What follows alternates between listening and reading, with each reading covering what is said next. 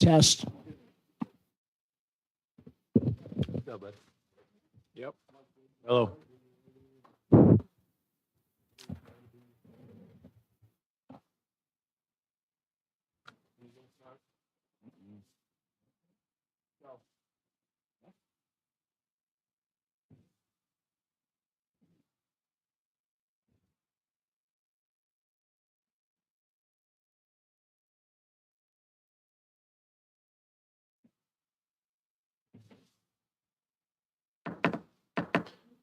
Good evening. Call the meeting of May 7th, 2024 to order.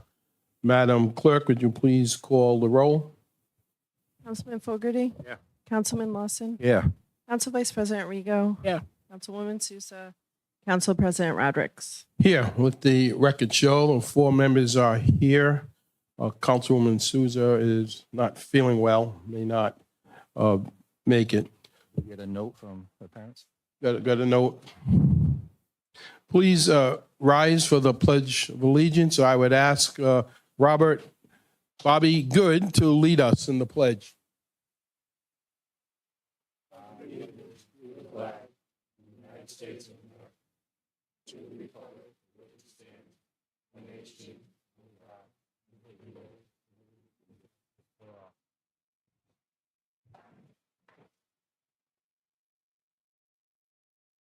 Thank you. Madam Clerk, if you want to read the first item, we will only have one presentation tonight. The second one listed, we were going to hold off for a later date when we can reach others as well. But Madam Clerk? Commendation for Robert A. Good, Rhode Island Wrestling Hall of Fame. Council President Rodrick? Thank you, Madam Clerk. We often will recognize residents of East Providence.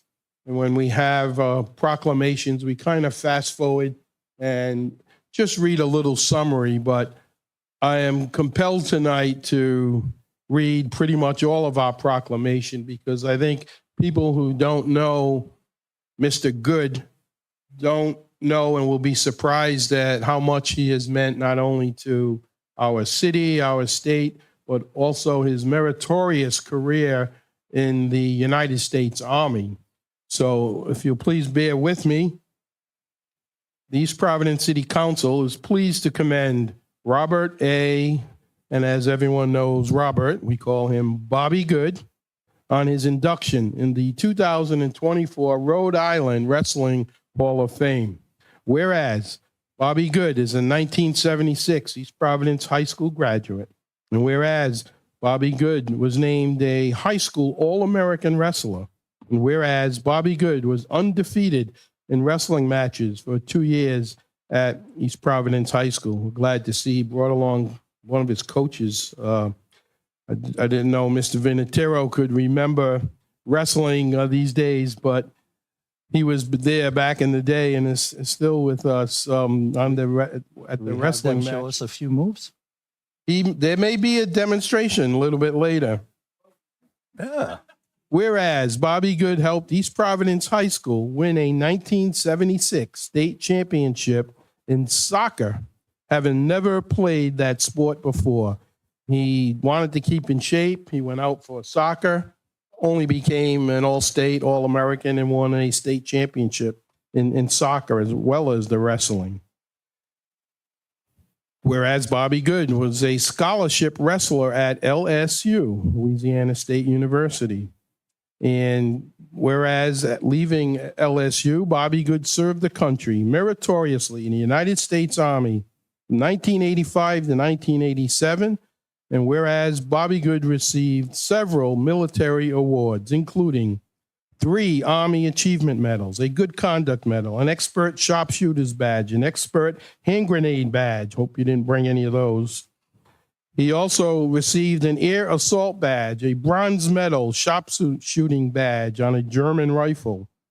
Whereas Bobby Good wrestled for the United States Army and continued to win competition, including the U.S. Army Europe and Africa Championships, a 3-time freestyle champion, a 3-time Greco-Roman champion, and a 3-time All-Army champion for both freestyle and Greco-Roman.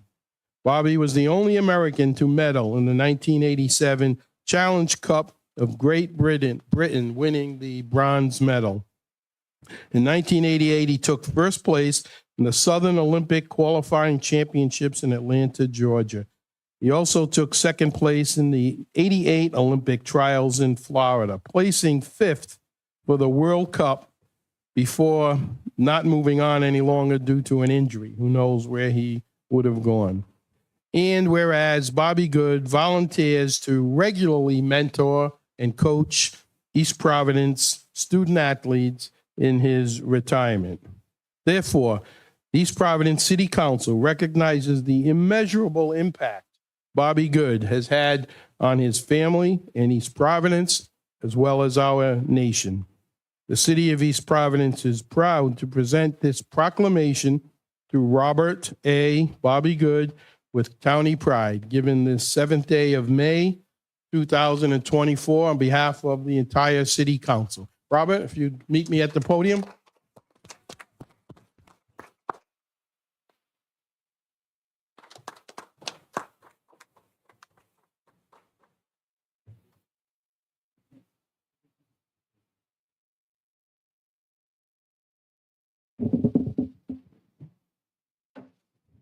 Good afternoon. I'd like to thank the city council and the president, Bob, for this wonderful prestigious award. I thank my coach and his wife for coming. My wife is here. Been married for 20 years, so all the credit should go to her, not to me. Again, I'd like to thank the city of East Providence, the Cape Verdean community, and of course, the East Providence High School for everything I've done. I'm going to make this short. Again, thank you, East Providence. Thank you. Having a good night. Thank you. Bobby, come over, take a picture. We need campaign photos.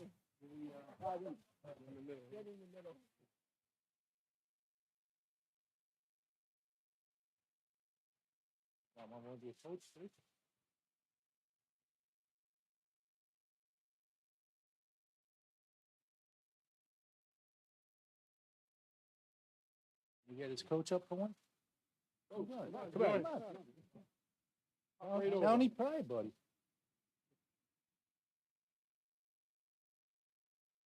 Those who don't know, Manuel Vinatieri's award-winning wrestler himself in high school and Rhode Island College, and was a coach to Mr. Good.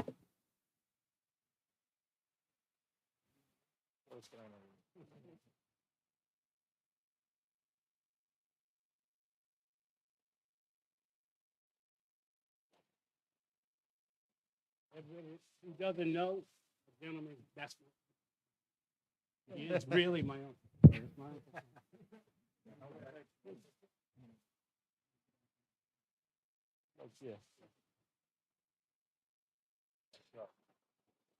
Oh, geez. Thank you, Robert. You have to stay till the end of the meeting. I would also like to acknowledge the presence of East Providence High School principal, Mr. Bill Black. Thank you for being here, Mr. Black. Madam Clerk, would you please continue with the agenda? Executive session. The City Council of East Providence may meet in executive session pursuant to Rhode Island General Law 42-46-5A2. Is there a motion? I move that we go into executive session. Second?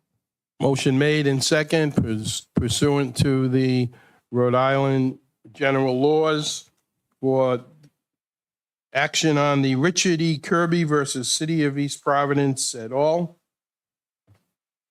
At this time. All in favor? Aye. Aye. Are there any opposed? The ayes have it. They're just claims. We have the regular claims as well. We will be back shortly. Thank you.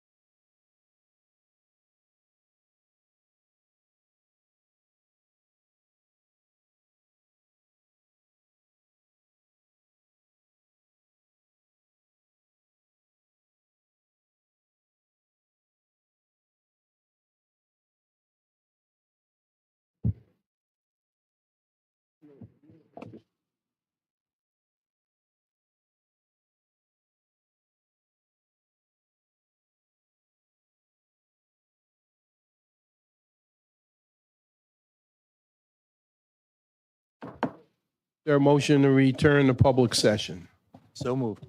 Motion by Councilman Lawson, seconded by VP Rego. All in favor? Aye. Aye. Any opposed? The ayes have it, 4-0. Continue, please, Madam Clerk.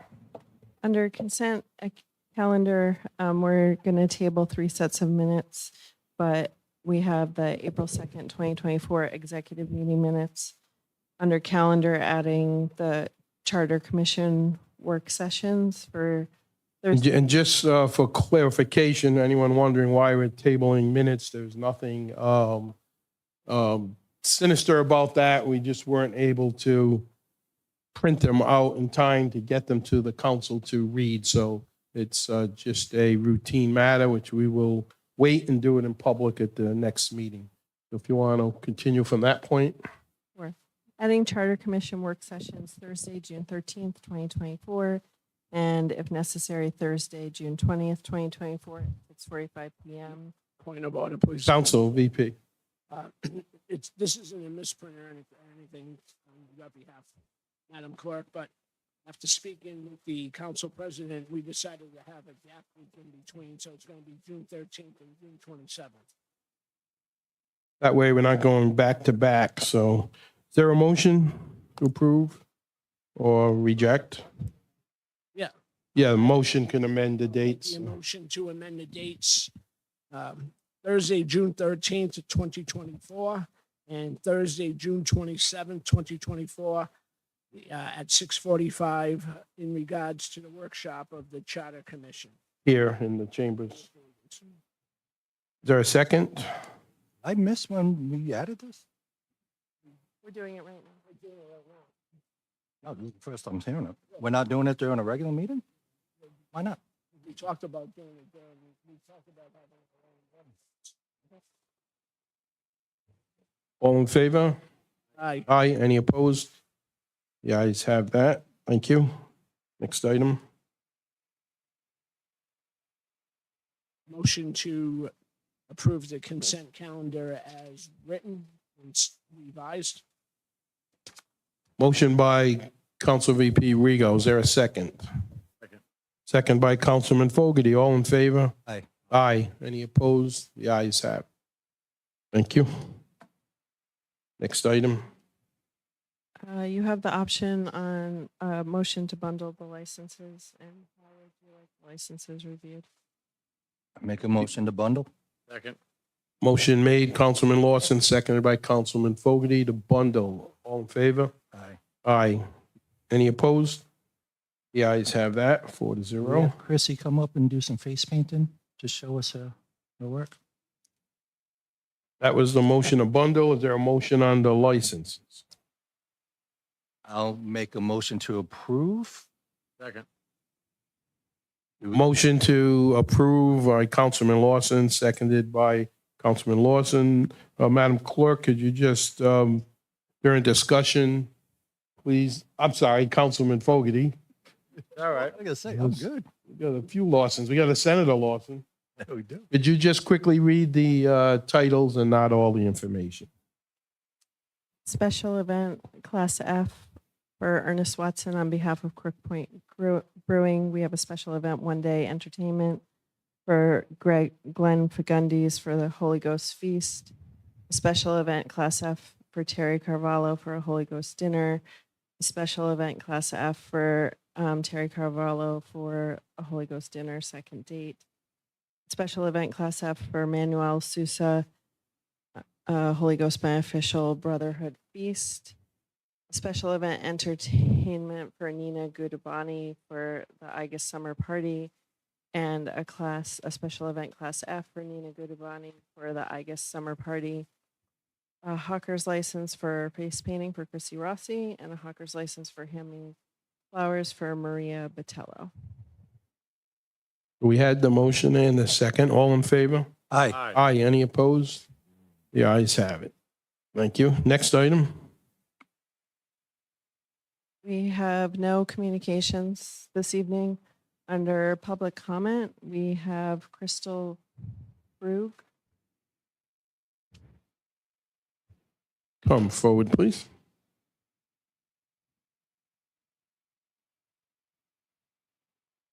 Welcome. Just state your name and address for the record. Sure. My name is Crystal Krug. I'm at 111 Marlowe Street in Cranston, Rhode Island, 02990. Welcome. Thank you. Thank you. I was driving by the other day and noticed that the Ukrainian flag was flying. I drive past here sometimes, and just wanted to voice my concerns and support for this country. I know that we have had the POW flag and the missing in action flag hanging, as well as the state of Rhode Island flag hanging up there. And I'd personally like to see those two flags that represent this area and this state be displayed. I'm not anti any other country, but as a veteran and as an active community member in this state, I would like to see that we support this local community and this state more than a country that is across the ocean. Again, I'm not anti any other country, but I am pro-America. And as a veteran, I really love to see representation of my community. Thank you. Thank you. Have you seen our Veterans Memorial Park? Next, I would like to invite you to the Veterans event. What is it? June 6th, Crook Point Brewery. We have a Veterans Advisory Committee, and I'm going to try to do it every few months. We have veteran get-togethers, and our next one is going to be June 6th, Crook Point Brewery. Thursday night. I'm sorry, you'd have to, yeah, and quickly, it's not really a public discussion here, but, okay. Thank you. Is there any forum or any formal request that I can go through to have the Rhode Island flag reinstated on that flagpole, or You mean the up there? POW missing in action flag restored to that flagpole? I would, if I were you, I would contact the mayor's office. We have many flags. We have many programs, as I think we're trying to say here. Many countries, not necessarily countries, ethnicities, whether it's St. Patrick's Day, other Cape Verdean Flag Day, but most of the time, the United States of America flag and the Rhode Island flags are posted here. So if there are a few weeks where I know they're talking about trying to move the location of the flags off the side of the building and to the other side of the building where the veteran statue is, so we could have more flag poles. So, about all I can add to this. Okay, I will reach out to the mayor's office. Sure. I thought this would be a good forum. Yeah, it's a good I just, I forum. don't know. I pay taxes here and other countries don't. Well, as a veteran, I strongly support Ukraine, and I got no problem showing our support. Thank But you. I agree with, you're more than welcome to give your opinion. Absolutely. Thank you. I agree. As a veteran also, I would definitely like to see those two flags hung, along with other support for other. Well, they are flying at Veterans Memorial Park. She wants them, so we are. Next, please. Candy Seal speaking on Keep Metacomet Green role.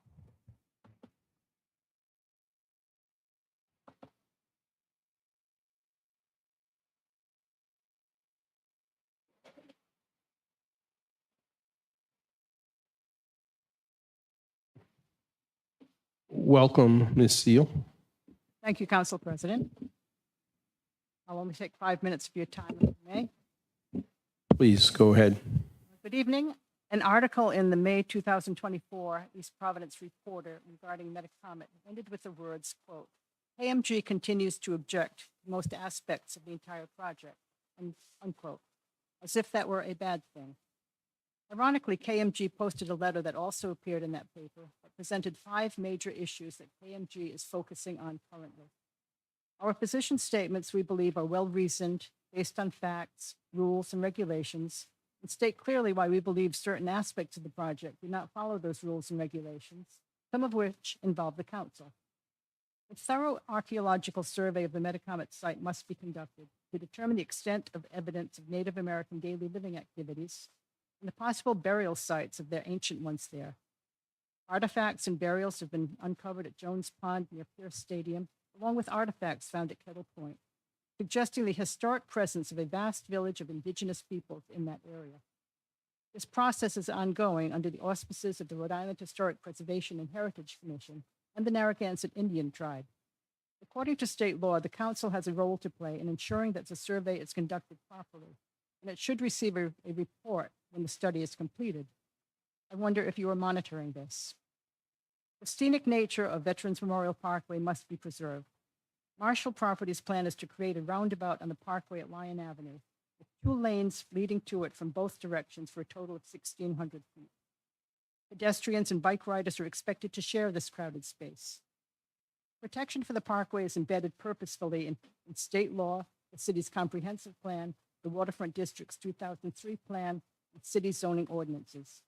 The tenor of all this protective language is that a developer must build to the capacity of the parkway, not to alter the parkway to its own advantage. The previous council made sure that this protection was included for the Metacomet subdistrict when it approved an amendment to the Waterfront District Plan. Are you monitoring this? Walking pathways must be provided to the public throughout the development, including the golf course, which is deed restricted as a public golf course and public space. The Waterfront District's 2003 plan requires public access to the water. And one of the City Council's conditions for the rezone of Metacomet is that the property owner will integrate paths throughout the development. Naturally, there are safety and liability issues to consider, but numerous articles have documented examples of peaceful coexistence of golfers and walkers. No walking paths are planned for the golf course. What access will the public have to this space during the off-season without path? Did the previous council expect this public space to be off limits between October and April every year? Are you monitoring this? The Design Review Committee has the golf course up for a vote on Thursday. The golf course maintenance facility at the southeastern corner of the site must be relocated. As it is, the maintenance building and parking lot are planned to be 30 feet from the property line of several residences on Fisher Street and across Fort Street from a half dozen homes. The site plans call for fuel or gas tanks at the rear of the facility, 30 feet from Fisher Street backyard. This cannot possibly be good for the public health and safety of the residents, as is required by good sense and the comprehensive plan. Marshall's plan calls for an additional curb cut for access to the facility. Is this what the previous council envisioned when they expressed concern for the Fisher and Fort Street neighborhoods? Is this what Council President Rodrick was talking about when he was quoted in the Reporter as requesting the developer to provide a buffer for Fisher Street residents? The combined grocery store, retail, liquor store, cafe is far too big and must be reduced in size and bulk. At a proposed 98,000 square feet, it is nearly the size of an average big box Walmart store. The Waterfront District's 2003 plan specifically says that big box buildings are prohibited and that new buildings shall not be single-story large masses. Is this big box single-story mass what the previous council had in mind when it voted to rezone Metacomet? When it restricted non-grocery retail units to a maximum of 25,000 square feet? KMG had not raised these and similar issues over the past 4 years. Would the general public even have been aware of what was going on? Our membership has grown to over 3,000, with more members joining weekly as they turn their attention to the development of Metacomet. Quote, KMG continues to object to most aspects of the entire project, end quote. Is that supposed to be a bad thing? We don't think so. The purpose of our nonprofit corporation concerns, quote, quality of life issues in East Providence, including the protection of open space. It's an essential element of a community, end quote. That is exactly what we are doing. Thank you. Thank you. I'll just make one brief comment. My interpretation of that quote that you mentioned in the Reporter is you're correct, is not a bad thing. My interpretation is it was meant to let people know that KMG is still here and you still have objections and comments and concerns. And so that's my interpretation of that. And certainly I don't take it as a mock against the organization. Thank you, Council President. So we shouldn't take it as we're being nuisances? You should not. Thank you. Thank you. Anyone else? Heather Andrade speaking on the Attorney Harsh letter.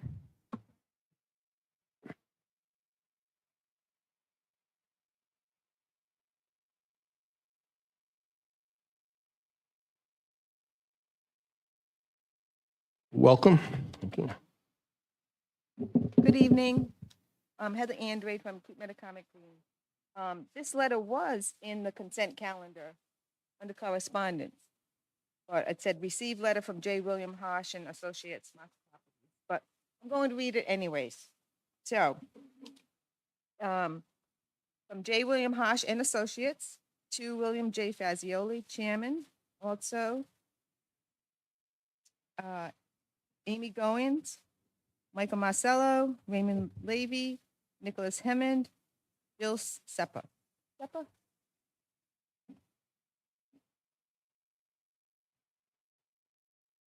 Dear Chairman Fazioli, I'm advised by my clients, Keep Metacomic Green, that in spite of the express requirements of Section 19-476C2 of the city's zoning ordinance, that a development application must include certification from the applicant's architect that the project complies with the intent of these regulations.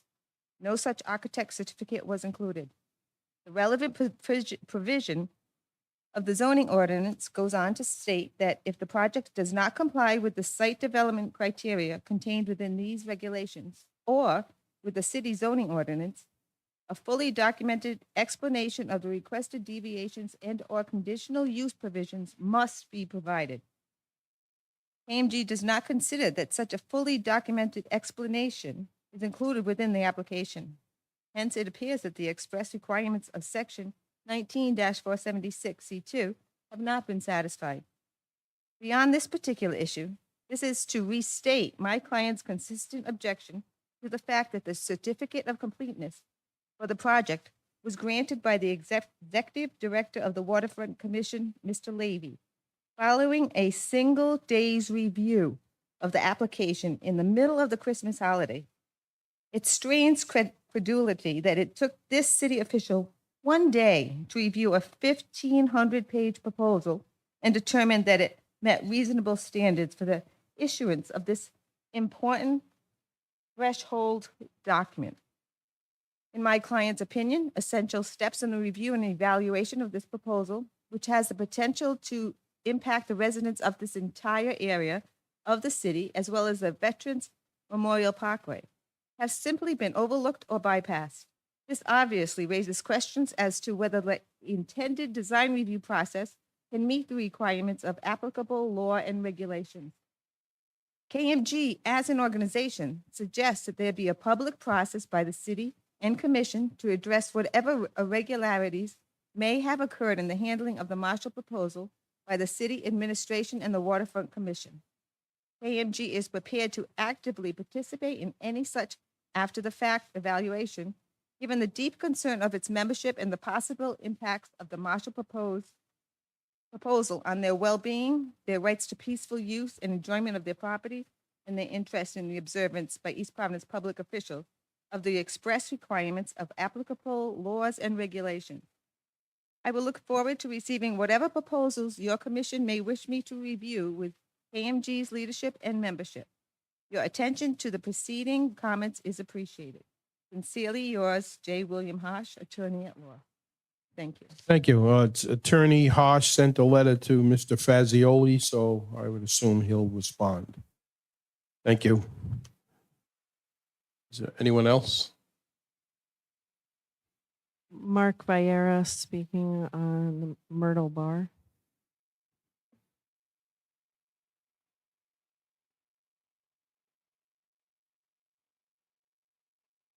Welcome, Mr. Vieira. His name and address for the record. Mark Vieira, 168 Ivy Street. Providence. Thank you. Welcome. Proceed. I'm here today about Myrtle Bar. We try to be friends with them since they opened.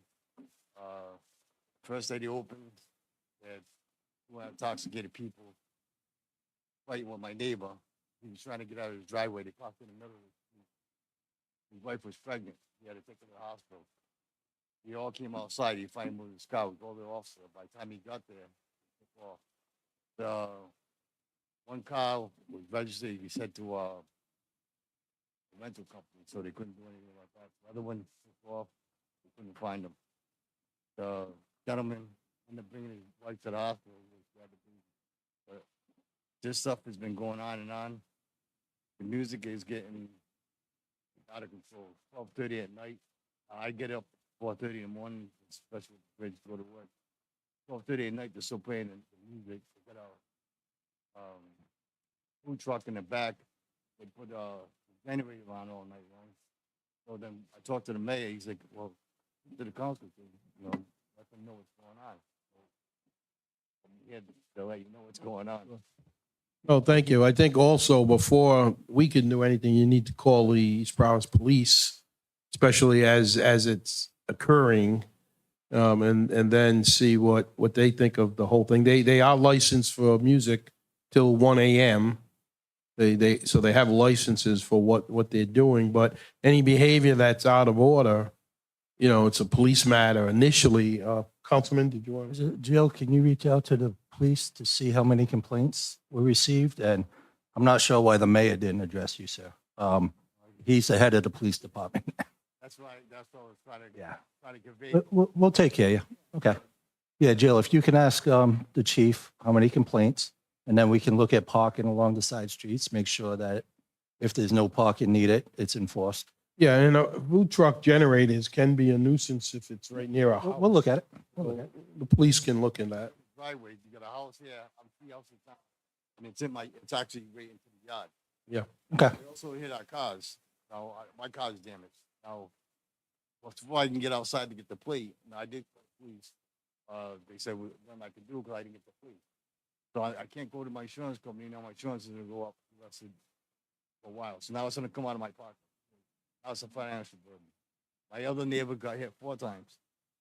So then I caught one guy urinating on my grass. I was like, we try to be friendly to him, but then on March 3rd, there was another one. We called 911. An older woman came out and fell in the street on Waterman Avenue.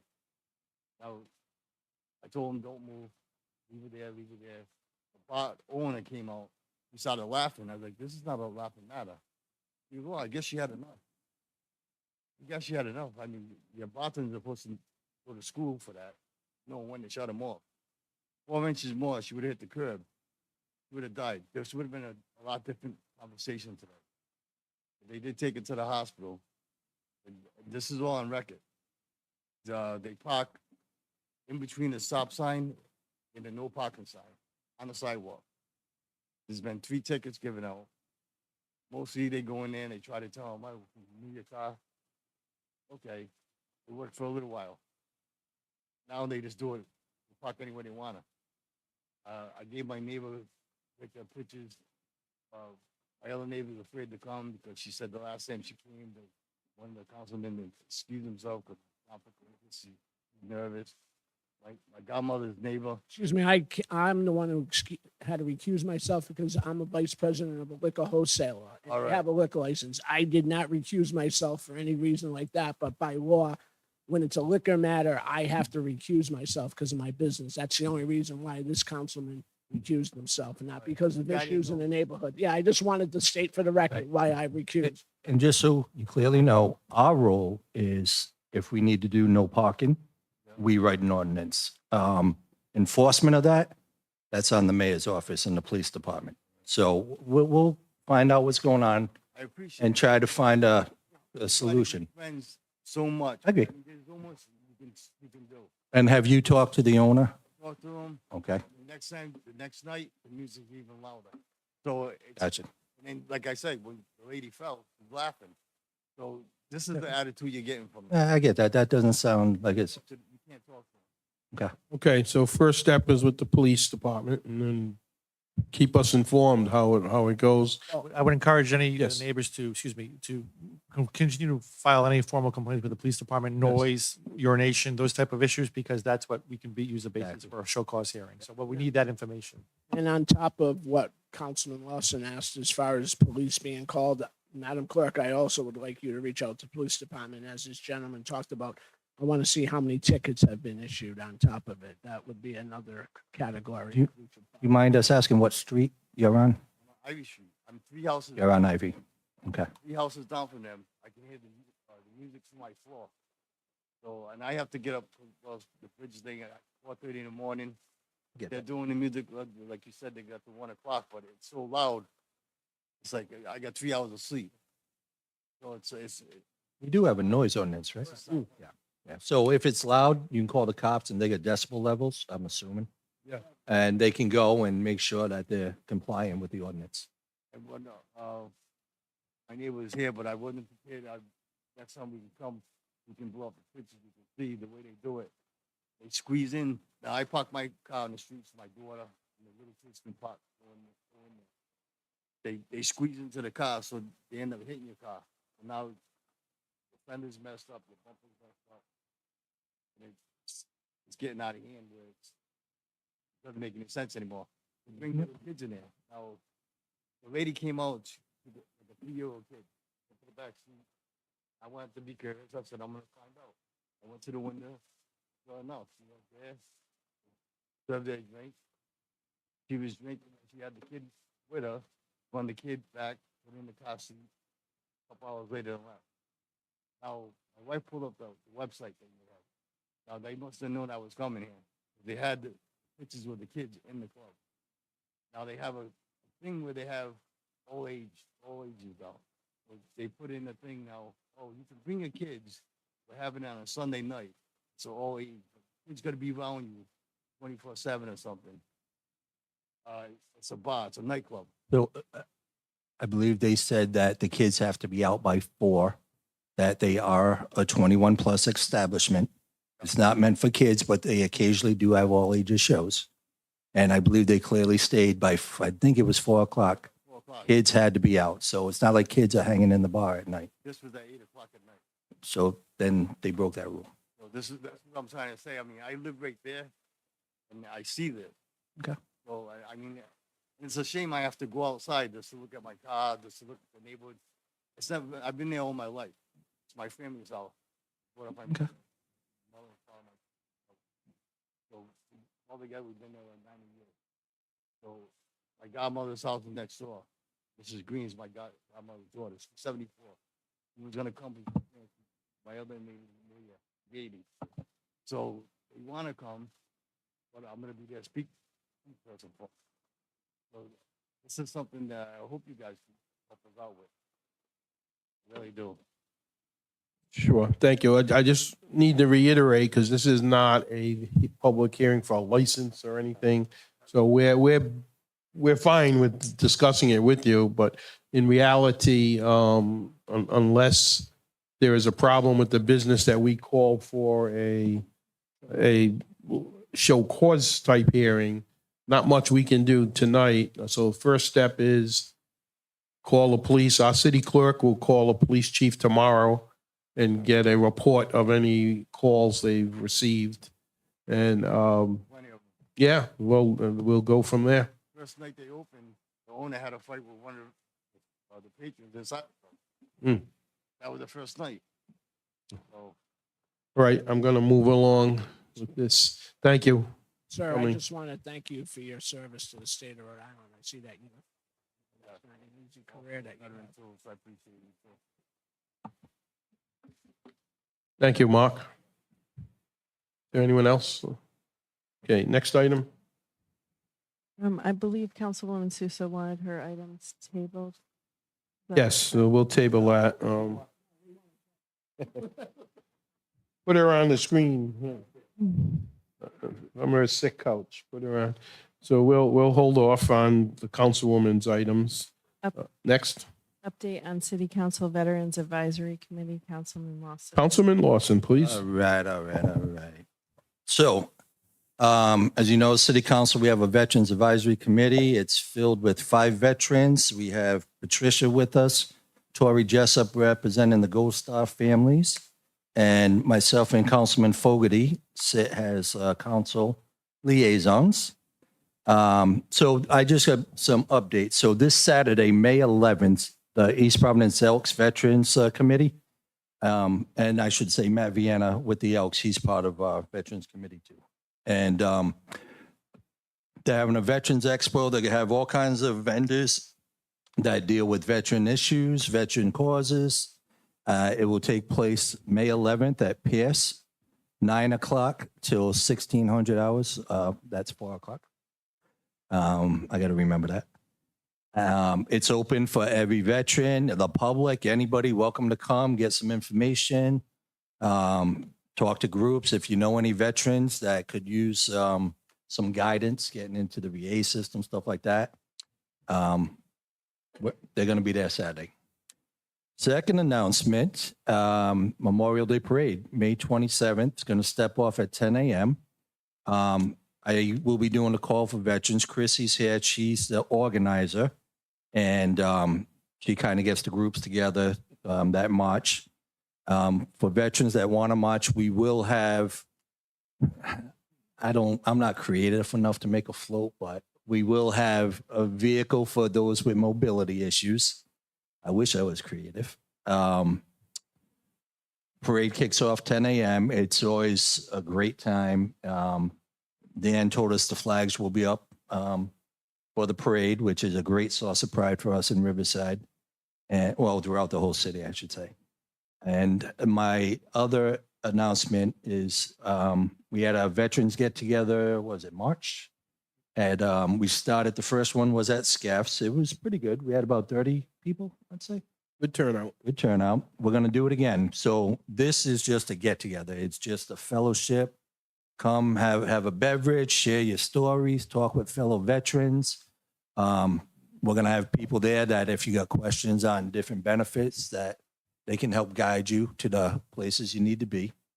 That's going to take place on June 6th, which is actually D-Day, at Crook Point Brewery, which is Massasoit Ave.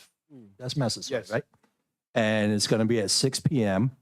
I'll work with Patricia on getting food because I don't believe they have a kitchen. They usually have food trucks that come up. It's a lower end of Massasoit, actually facing the Henderson Bridge area. That's Sutton.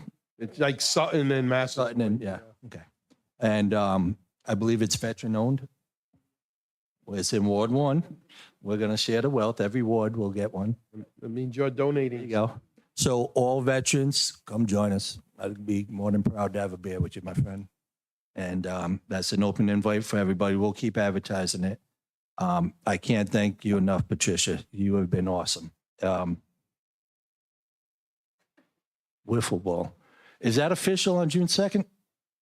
Okay. Well, we got another meeting I can announce, but on May 2nd, did he pick a field? Okay, good. So the Elks are putting on a wiffle ball tournament as a fundraiser. And I believe the date was June 2nd. I apologize. I've been away this weekend, so still catching up. But we'll fully advertise that as well. And wiffle ball for the younger kids is what us older people. We should have a council team. My Kent Field team back in the day, Councilman Fogarty, we won all the wiffle ball championships. So There you go. we'll put together a See, in squad. Riverside, we played real baseball. Yeah. Riverside, you were digging clams still. That's right, buddy. A note about the Saturday event at Pierce Stadium. I did see a message from Veterans member Henry Capaco. I'm not sure if there is some weather Oh, yeah. predicted. There's a chance they may try to move the event indoors. So just watch all the social media. Give one of us a call. Give the chief of staff's office a call. The alternative site is Riverside Middle School. Okay. And know that. I've been seeing clear skies, so God. But I believe Riverside Middle School, Patricia? is So the- yes, as of last night, I did meet with the Elks group on this topic, and they said that they are going to make a call on Thursday Okay. at 2 p.m. And then as soon as that call, they make that call for the rain date, they will let us know, and then we could share it out to the masses. We'll send it out in the newsletter. We have a newsletter going out this evening with all of their events, including the Memorial Day Parade. But yes, so they're going to make that call Thursday afternoon because their fingers crossed. But yes, Riverside Middle School. Awesome. Thank you so much for everything. Thank you. Next item, please. Discuss noise ordinance concerns Ferris Avenue discussion. Council Vice President Rizzo. Council Vice President, please. Thank you, Mr. President. This issue, and I think I copied the solicitor on this matter. I'm not too sure if I did or not, Mike, on this one. I did. This has been ongoing. We really got to look at this issue. This is the part of Ferris Avenue that abuts the back of Don Avenue and Whedon and Brentonwood Drive. And it's not to do with the businesses across the street. There was an issue at one of the businesses because they're doing nighttime construction, and we had that problem solved. The issue here is we have to address is trash pickup at 4 o'clock in the morning is unbecoming to the neighbors. And I know the Don Avenue neighborhood well, and the people who are, who have the concern about it, having grown up on that street. I know what's going on, and I don't know if we need to do an ordinance or do we just reach out to this trash company and hope they become good citizens and stop going there at 4 a.m. in the morning. I'm happy to talk to you about it. Is it a specific business that's getting picked up at a location? I'll talk to you about it. If you need an ordinance, I think there's an ordinance about that. Thank you, Councilman. We probably can look at their contract. I think contracts or the trash company, not sure the new name. I know Mega sold it. I think this is a private. Oh, private. This is going into the business. This is going into Oh, the business. so we'd have to talk to the business. Yeah. Okay. I mean, I don't know if we have to get zoning involved or. Let's see. Okay, we'll find out. Thank you. Next item. Recap of Ward 4 Town Hall meeting held on April 27th, 2024. Discuss, Councilman Lawson. Councilman, please. You want to start with a little blurb? No, I'll add to what you said. It was a nice day. So we had, I forget the day, April 27th, something like that. Ward 4 Town Council. I'm a big proponent of face-to-face, get out there, talk with people, let them hear and see your face while you're talking. Let them know what's going on, why things are happening. And we had, I think somebody said between 40 and 50 people show up. It was a good turnout. We had myself, Council President Rodriguez, Jess Beauchene representing the schools, and we had all the elected state reps, Jen Boylan, Pam Lauria, Matt Dawson, Bobby Brito, that represent various parts of Ward 4. And it was good. The state level was able to talk about the accountability. They're talking with LVD every Friday, getting updates. Jess was talking about some of the school issues that were coming up. A big one is we need these parents to start, kids bullying and acting out of control. And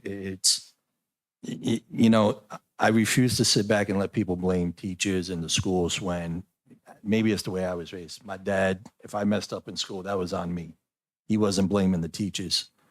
We need to see more of that. We need more of, these parents. Make sure your kid's showing up well-fed, ready to study, We're doing what we can. The school department and stuff, we've been putting a lot of work into getting the buildings upgraded. We built a new high school. So I think it was eye-opening when people were hearing this type of stuff that the school department has to fund. DCYF out-of-state placements that are over 100,000 that the school department of East Providence is responsible for. Transportation costs that went up $1 million. So there was quite an eye-opening. And I've been getting a lot of responses after that. People were like, I just didn't understand how much the schools are on the hook for. Other things that came up, talked about development and stuff. There was a sense that, the members of the community would like to hear from these developers before we start voting on zone changes and stuff to kind of flesh things out. I know we voted against the zone change because it was so vague. They couldn't tell us if the owner was just trying to flip it, couldn't tell us what they were trying to build. So we didn't vote for it. So there was a sense that, developers, we want growth, smart growth, but it should be done with the community's voice as well. I am railing back against, you see these state leaders now, these calling us NIMBYs and stuff because we're looking out for, the city of East Providence that I don't think politicians from other part of the state should be dictating to us what our zoning should be and how much we should be building. So the consensus was, let's work with the developers. Let's have the community developers come together. Developers, they are looking to make money, but they can do it in a way that the community can fully support as well. Another thing was accountability. An example was we have an ordinance that if a road gets digged up or dug up, excuse me, it needs to be paved curb to curb. We are seeing some cases where that's not happening.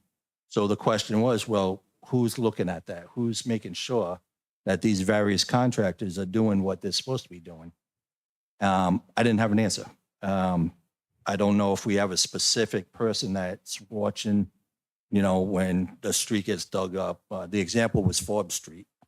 I guess there was a new house, they had to put a new sewer line. So that came up.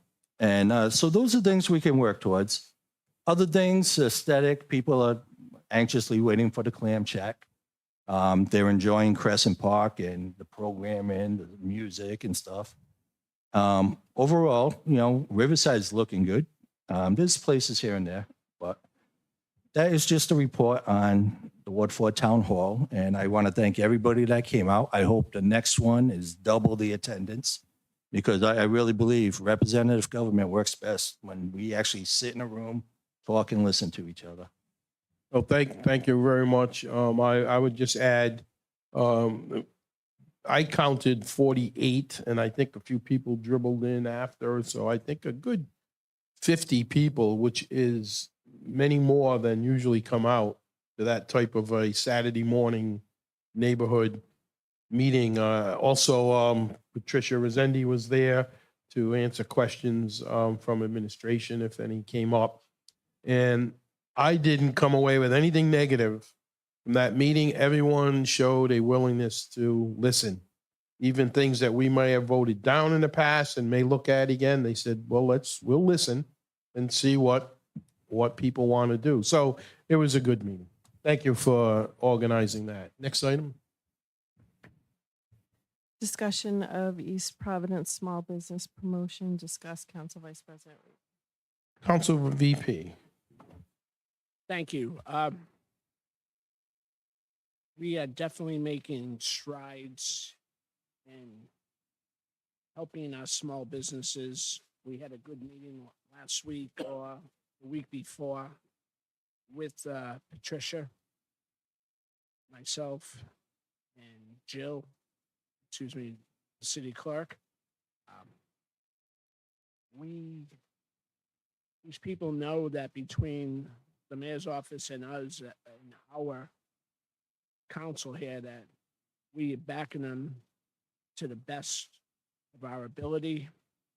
My fellow council person from Ward 4 has done a great job of beating the drum on social media to bring attention to it. I think we all have done it in our way, reaching out to the businesses and our wards.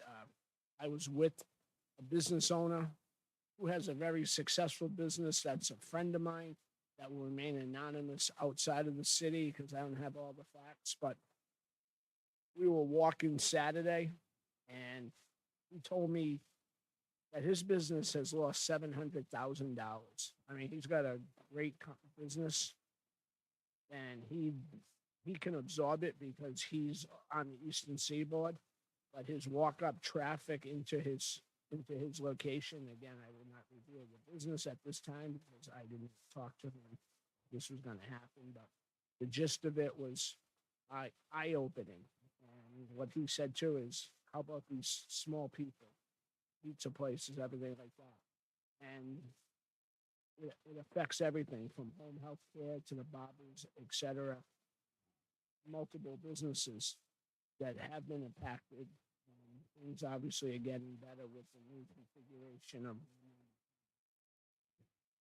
I ask that you people on the council and anybody out there now is to have, we need more input and ideas, and we put the small business group that we form together that aren't restaurants so that we can come up with ideas to help them. obviously, one idea that I've thought about, because it's near and dear to my heart, is that the week before 4th of July, that we highlight the 8 terrific liquor store owners in the city of East Providence, and we tie any business that is tied, not just liquor, businesses that are tied to 4th of July on that thing. And then my idea is some service industries, no matter if it's dry cleaners, laundromats, etc. We really need to encompass that. I mean, the hospitality industry has been great. They're most organized because from the state level and on the city level, does it really impact them and people see it? But it has drastically impacted every facet of industries in the city of East Providence. And now that the 3 lanes are up, we can't just say everything's beautiful. But we got to continue to keep an eye on it. So I ask for input from all 4 of you. Councilman, why don't you go into number 7, which is related?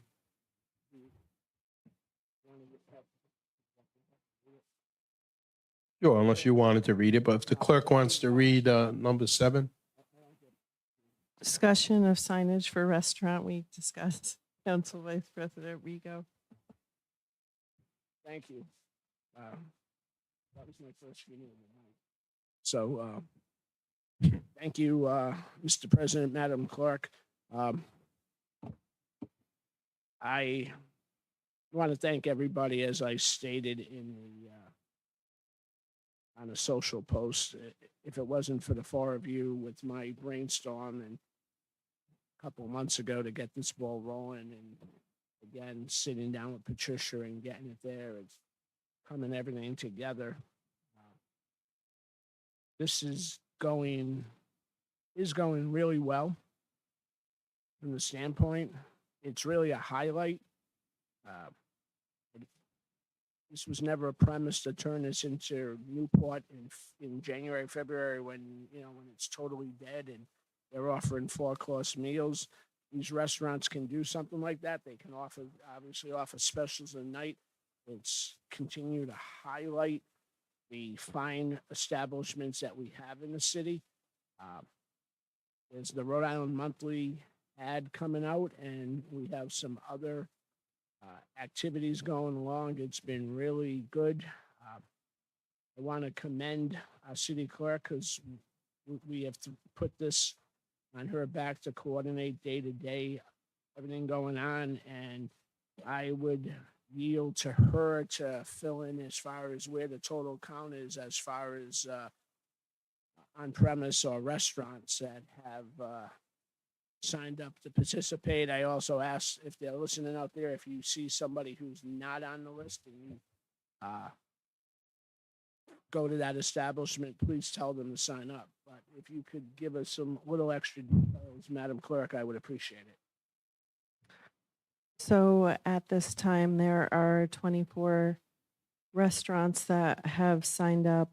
I was contacted by 2 additional restaurants today for assistance on how to get involved in the website. And there is now the Facebook page, which is having semi-regular highlights of businesses who have enrolled.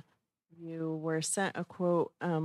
The owner of Uncle Tony's restaurant took the initiative to get a quote for having stick signs for the participants. And so you have that quote and that dollar amount for your consideration. And there is also a quote that didn't get here in time for window clings, which might be a more affordable way to designate the restaurants that are participating for people to be able to identify them. And then you also have for consideration some quotes for advertising in the local newspapers. That's something that you may want to review and consider. You have some time because Restaurant Week starts June 16th, so probably don't need to advertise until the end of May. So where is the money coming from and what do we need to do to, is it have to be a vote through an ordinance or is it just, because the dollar amounts are relatively low? You did a resolution for the Rhode Island Monthly co-sponsor, and that money was coming out of the public celebrations line. So Okay. the thought process was that you could continue to draw money out of the public celebrations line. There was We have enough left in there, do we know? right now you have about 1,500 left in there. And then there was some discussion 2 meetings ago about possibly allocating some money for digital placemaking from the placemaking. I don't know where you all are with that So idea. if there's some spare opera change laying around as well, that was intended for local businesses as well. So maybe we can ask Malcolm if, I don't know how much. Okay.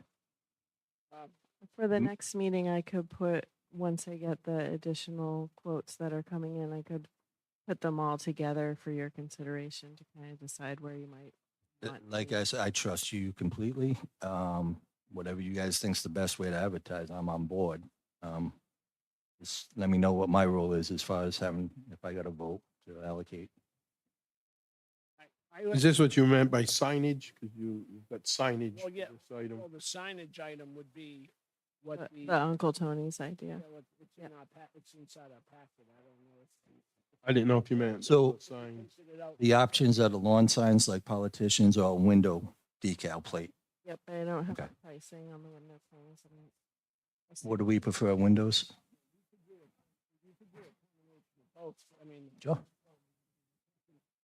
if we get 40 or 50 signs, excuse me, if we get 40 or 50 signs from the quote unquote, I'll call them real estate signs versus politician signs. So if we get a real estate sign and then we get the Klingons onto the windows, because some locations might fit better and everything like that. We're talking minimal money on both of them, and we could looking at one of the local companies as well. So everything I'm trying to do here is trying to keep everything. If we're going to do something like this, we're going to go to an East Providence business to get something done.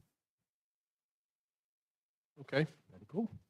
thank you very much. We need to act on it at the next meeting. Is that, we need to act on Right. it because We'd have to vote on it, so at the next we gotta meeting. get the order in because the 16th of June will be here very quickly. Thank you. If there's nothing else, next item. Request update on all ARPA funded projects and to include discussion of possible reallocation of unspent funds, a police station. So this is just to kind of get an idea of where we're at, because we got till the end of the year. And if the funds don't need to fully cover, like if the estimates are lower, just wanted to get a general sense from you all of where you think that money should be reallocated. We could look at things like playground equipment, upgrade in different places. We can look at various things. So if you have an update, Patricia, of if we're starting to get a sense of what some numbers may look like. I haven't heard back from like the Clam Shack, stuff like that. So that's why I threw this up here. Sure. Good evening, council. Good evening. Members of council. So I do have the update that we've been coming to the council with just on all the different projects. I wasn't going to address the financial part because I thought that was your discussion on the reallocation. That's how I interpreted that. But I'm happy to go through all of the. Yeah, I just, if we're on track and, at some point, are we getting close to getting a dollar amount for what we're going to be looking at for these? And some of that these way I- we can start thinking about reallocation if needed. I can go through if Absolutely. Thank you. So the Kent Heights, as most of you are well aware, and attended the Kent Heights groundbreak in terms of adaptive playground equipment. Kent Heights groundbreaking was held on April 15th. Construction is ongoing. I've visited the site with the mayor a few times. The expected completion date on that is late summer, early fall, as we put on the sign for residents to see as well. And that's fully funded, ready to go. Ready to go from what I. Correct. Yes, that funding is complete. Awesome. And we received some support. In terms of Kent Heights, also staying on that, so we did hold a community presentation. Lots of landscape selected the site work. We kicked off the meeting. The groundbreaking was held, as we said. I'm going to go right past that and move on to placemaking. We did have the kickoff meeting that was held well back in January. We did call the process. We had a few meetings. There's a call for artists that's planned for this month. An RFQ was issued to paint the mural at the Crescent Park seawall, as you're well aware.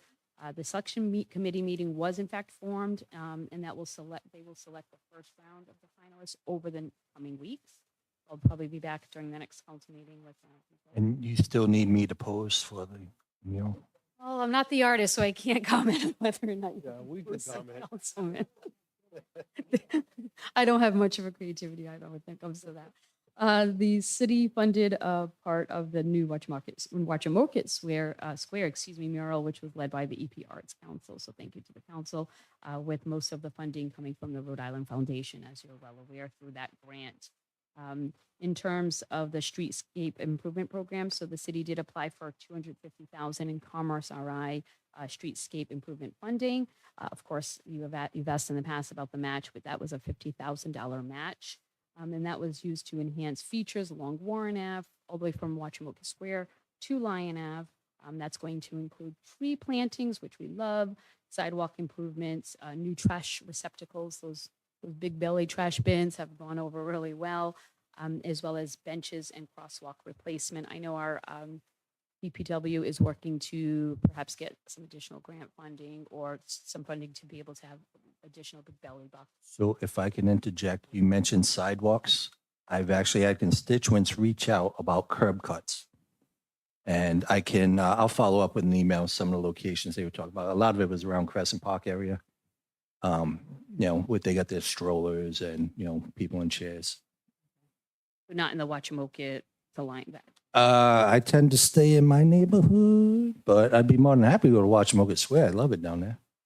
This is exciting. So we're also, the mayor had met with some folks who are in the city staff and planning, have met with a Danish artist, Thomas Dambo, about the possibility of a new troll sculpture in Watchamoket Square. You may have seen when I went, I want to say it was Ninigret Park. Yes, Ninigret. Ninigret Park. Yep. So if you haven't seen them, I implore you to do a little Google search on it. They're really, really Council President was the model for those. fascinating. That came out of your mouth, Councilman, not mine. Out of order. Not you, Patricia. No problem, sir. So moving right along to the splash pad, the DEM grant awarded to cover $200,000 of that $250,000 project. I know that was asked during previous meetings. We have been working with working on the design with the supplier. I want to say it was Meg O'Brien. Is that correct? Meg O'Brien and Sons.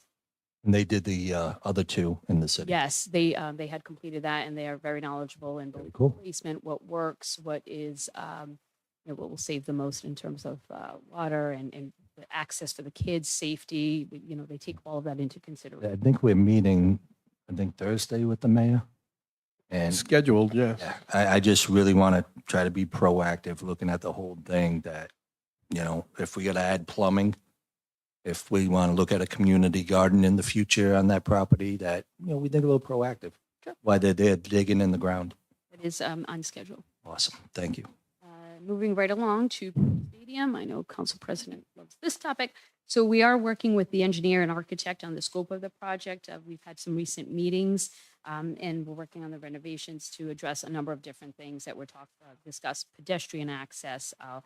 We're covering wetland review, the survey of the existing conditions, seating, equipment, lighting. I mean, we covered quite a bit. I know that the process is next to do the test bits, and then we go from there. Director, could you make a note, and I won't bother you with an email in the morning.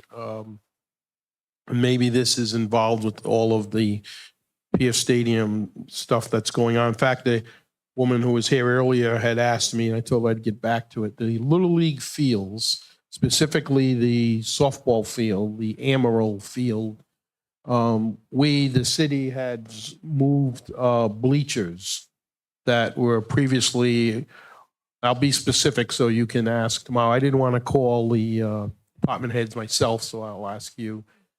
They moved the bleachers from the first base side to beyond the outfield.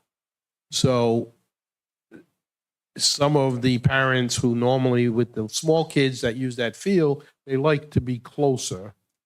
And they're just wondering why we made that move. Now, I went by there today and I did notice the bleachers are on cement pads, so it looks like a pretty permanent move. So I don't know if they can look into putting some smaller seating area back closer to the field. I mean, if you're familiar with a ball field, center field is quite 200 feet away to be specific. And with the little T-ballers and the softball players, That's on the softball side, right, Council? yes, the Emerald By Field the side, pub. right. Okay. And we know parents today, they like to be right on top of their kids. And Yeah, could we ask too why that decision was made to move it? well, that's what I'm asking. I don't know. Inquire about it. I wasn't aware as Yeah, I a wouldn't- mom. And of I'm three wondering if ballers, it I'll isn't find out. because we're talking about the bathroom that we're talking about putting, because maybe they have to move some things around and It's- you need access for trucks. Is the great example of the more we can tell people why we're doing things, Right. the less anxiety. So this is not an earth-shattering issue. I just bring it up so you can check. Or I won't call you tomorrow. I'll get that information, Council. Thank you. Follow And up. please continue. Absolutely. And in terms of the former old, and we covered this, we are having the meeting. The status as where we are with the RFP and the feasibility study. We did have the kickoff meeting between staff and the study consultant, New Venture Advisors on April 24th. So we're moving right along with that project. The Crescent Park, we met with the architect on the location and the layout of the building.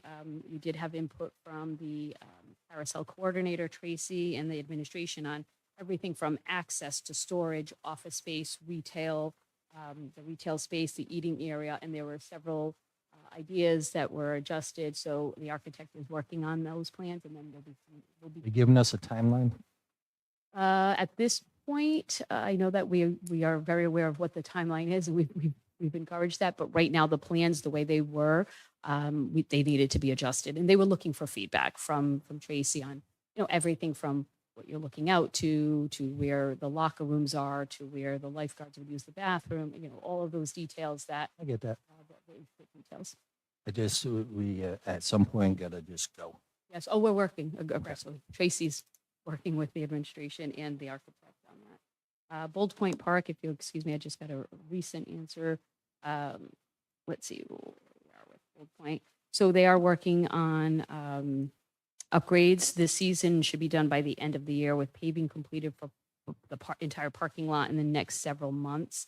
The curbing still does need to be installed, and the lights were wired, illuminated, and the parking lot painted. So that's what we have. Could you get an update on, and whatever, this does not have to be tomorrow, but an update from Live Nation on what their timetable is? It appears 2026. 26. Yeah, nothing is going to happen this year, but obviously other. So my concern with Bold Point is Dan made the comment that Bartlett is doing the work and they're pretty busy. That's a pretty significant cut, whatever you want to call it, at the end of the parking lot that's blocked off. I don't know if there's something we can do to move up that timetable. You just mentioned a few months, so that's taking us past summertime. For some of the work. So we do. Right. I'm amazed the parking lot where there's that. I made the joke of make it a swimming pool, but it's like the western end of the park. I'll find out. Thank you. And you're right, there was some, they did put some more barrels up. I know which area you're talking about now that you said swimming pool. So that Crescent Park, and then police station improvements. So we continue to have our weekly meetings to ensure both for project progression and to address any concerns. As you know, we received the $996,000 grant. We did meet with the architect, I want to say just yesterday. We talked about the abatement of lead and asbestos. It's going to occur during design and prior to the interior demolition. The goal is to go out to bid for construction mid-October. And then I looked at our recent timeline from Captain Reposa. So the next step is to proceed and have the construction documents are next, which takes us into August. Then we would obviously have to come before the council. And then to get that approval, the next step is the September, post construction to start mid to late September, assuming everything goes according to plan. But when can they give us a rough estimate of the money? Is that October? So the estimated, I can give that to you now. So as of right now, we did receive the 996,000 grant. It's an estimated $2 million project with 48% of that being funded by the state and 52% by the local, the municipality. So 2 million total? As of right now, it's Okay. estimated. I'm using the word estimate. No, I get that. And does that include a garage for the SRT vehicle that's currently at the, I'm not sure on the SR. That's separate. We voted on that last year. That's a separate, oh, that was the canopy, the solar canopy. well, that's the same thing. That's where the truck was going, correct? Under that canopy? With the solar canopy, excuse me, is in progress. Right. I know that they met. Operate the, The solar canopy is, they're doing some testing actually on Friday for borings for the ground. But I believe that you're right, the garage for that, whatever that thing is called. SRT vehicle. It was awarded a while ago. It's a separate project, separate from this. And where's that project standing? I think they're waiting to figure out how they might get into I it. get, They don't want to put a garage when they have to, In the solar canopy and. well, we can check into that, but I'm pretty sure that was a separate project that was separately funded. so you're saying, I'm sorry. we put 2.5 of opera funding. You're saying the project's going to be 2. We got 900,000. How much was their match from the government, state grant? It was $996,000 grant awarded, and that was, I don't know, I'm not sure on the match. You know, any rough estimate?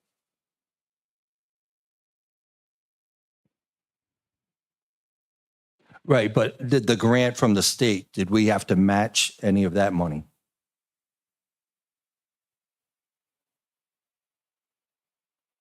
Okay.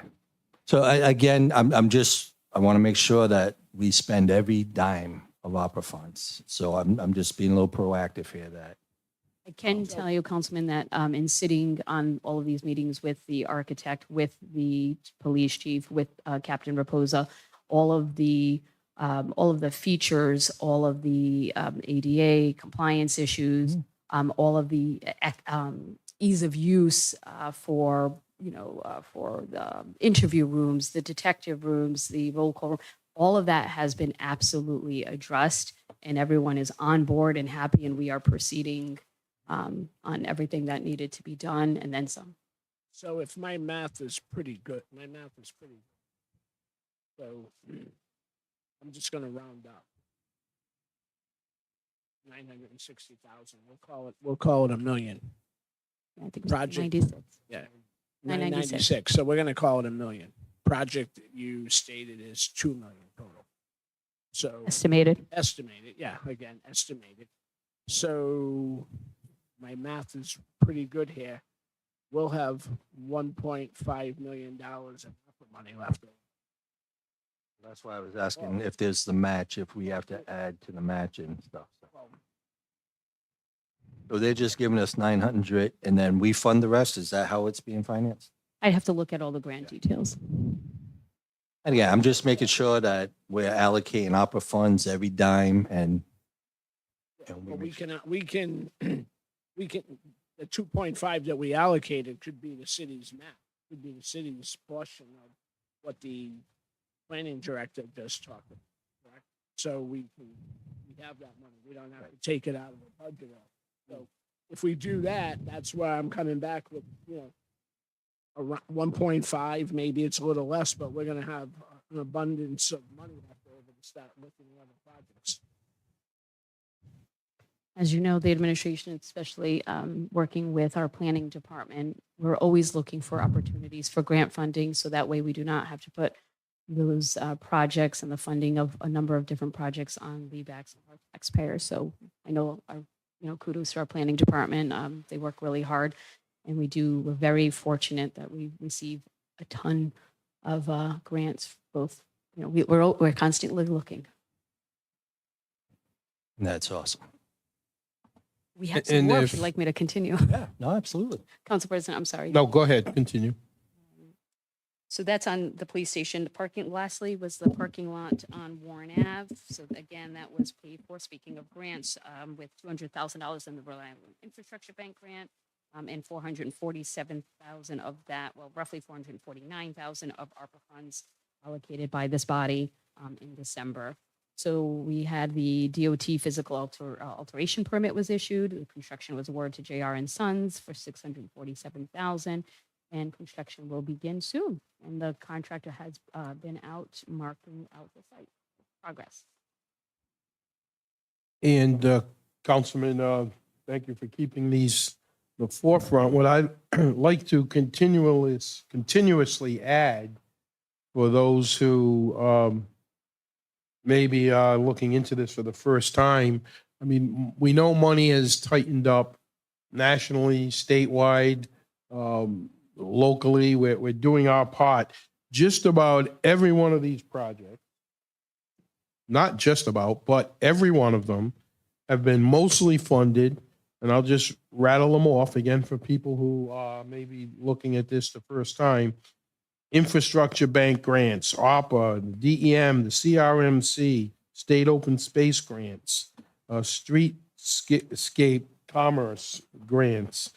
Some have required some very minimal matches. And we generally cover that with ARPA and some other capital accounts. Not one of these, which our community really wants to see come to fruition, not one of these has caused the homeowner's tax rate to rise. It's not like we have just put in a budget item. Now, money is money. It's all taxes. I get that. I know that argument. Federal down to local. But, 99% of these things, when we fix kids' ball fields, when we fix the streetscapes, when we do work that's needed at the police station, when we talk about the refreshment stand, the clam shack, all of these things, fixing that seawall, the Crescent Park, which has never even been touched in the, I don't know how many hundreds of years it's been there. The carousel, these are grant-funded opportunities that we collectively, city council, city administration, mayor, the public, have all taken advantage of. They won't always be there. So we're taking advantage of as much as we can. People need to know this is not frivolous spending. And many of these projects should be around beyond our lifetime, we hope. Not to mention schools, high school, Martin, Waddington, Riverside. Now, those were a little different. Those were public bonds, which will cost taxpayers some money through the years, but people voted in large numbers to do that for our community. So I need to make that point. Thank you. If you're all set with your list, Councilman, we can move on. Yeah. Yep, I think so. Thank you. Next item. Yeah, kind of generally. Outdoor,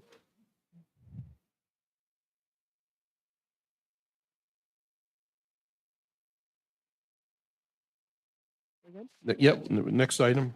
outdoor dining zoning ordinance amendment to language related to restaurants and fast food restaurants offering outdoor dining, amending sections 19-1 and 19-284, Division 22, entitled Outdoor Dining.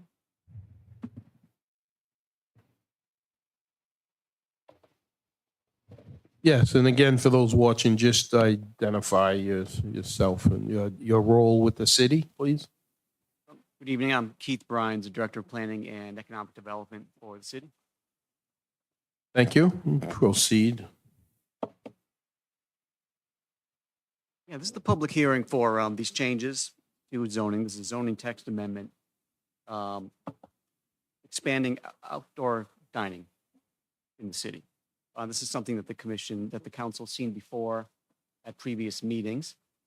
And the reason this was written up, and this was originally written up in the larger zoning text amendment changes done back in December. That was done when all those new state laws were passed. We had this in there, and the council decided to have it, discuss it separately as a separate amendment. Basically, the reason that we proposed these changes was because the governor's COVID executive orders, which allowed outdoor dining at restaurants, sort of beyond what zoning might allow in every municipality, was expiring earlier this year. So the idea was to have these changes here to protect these restaurants that were doing that, allow them to continue to do it, and expand on that a bit. So the main thing it does is add parking relief in two ways. The first one is to exempt up to 20 outdoor seats from off-site parking requirements. So this change establishes a minimum amount of outdoor seats that any restaurant can have without triggering new parking requirements.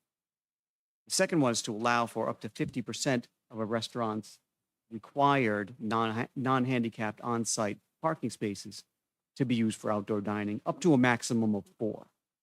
So additional spaces can be used for outdoor dining if they conform to all other requirements. But when it comes to required parking, it's a maximum of 4.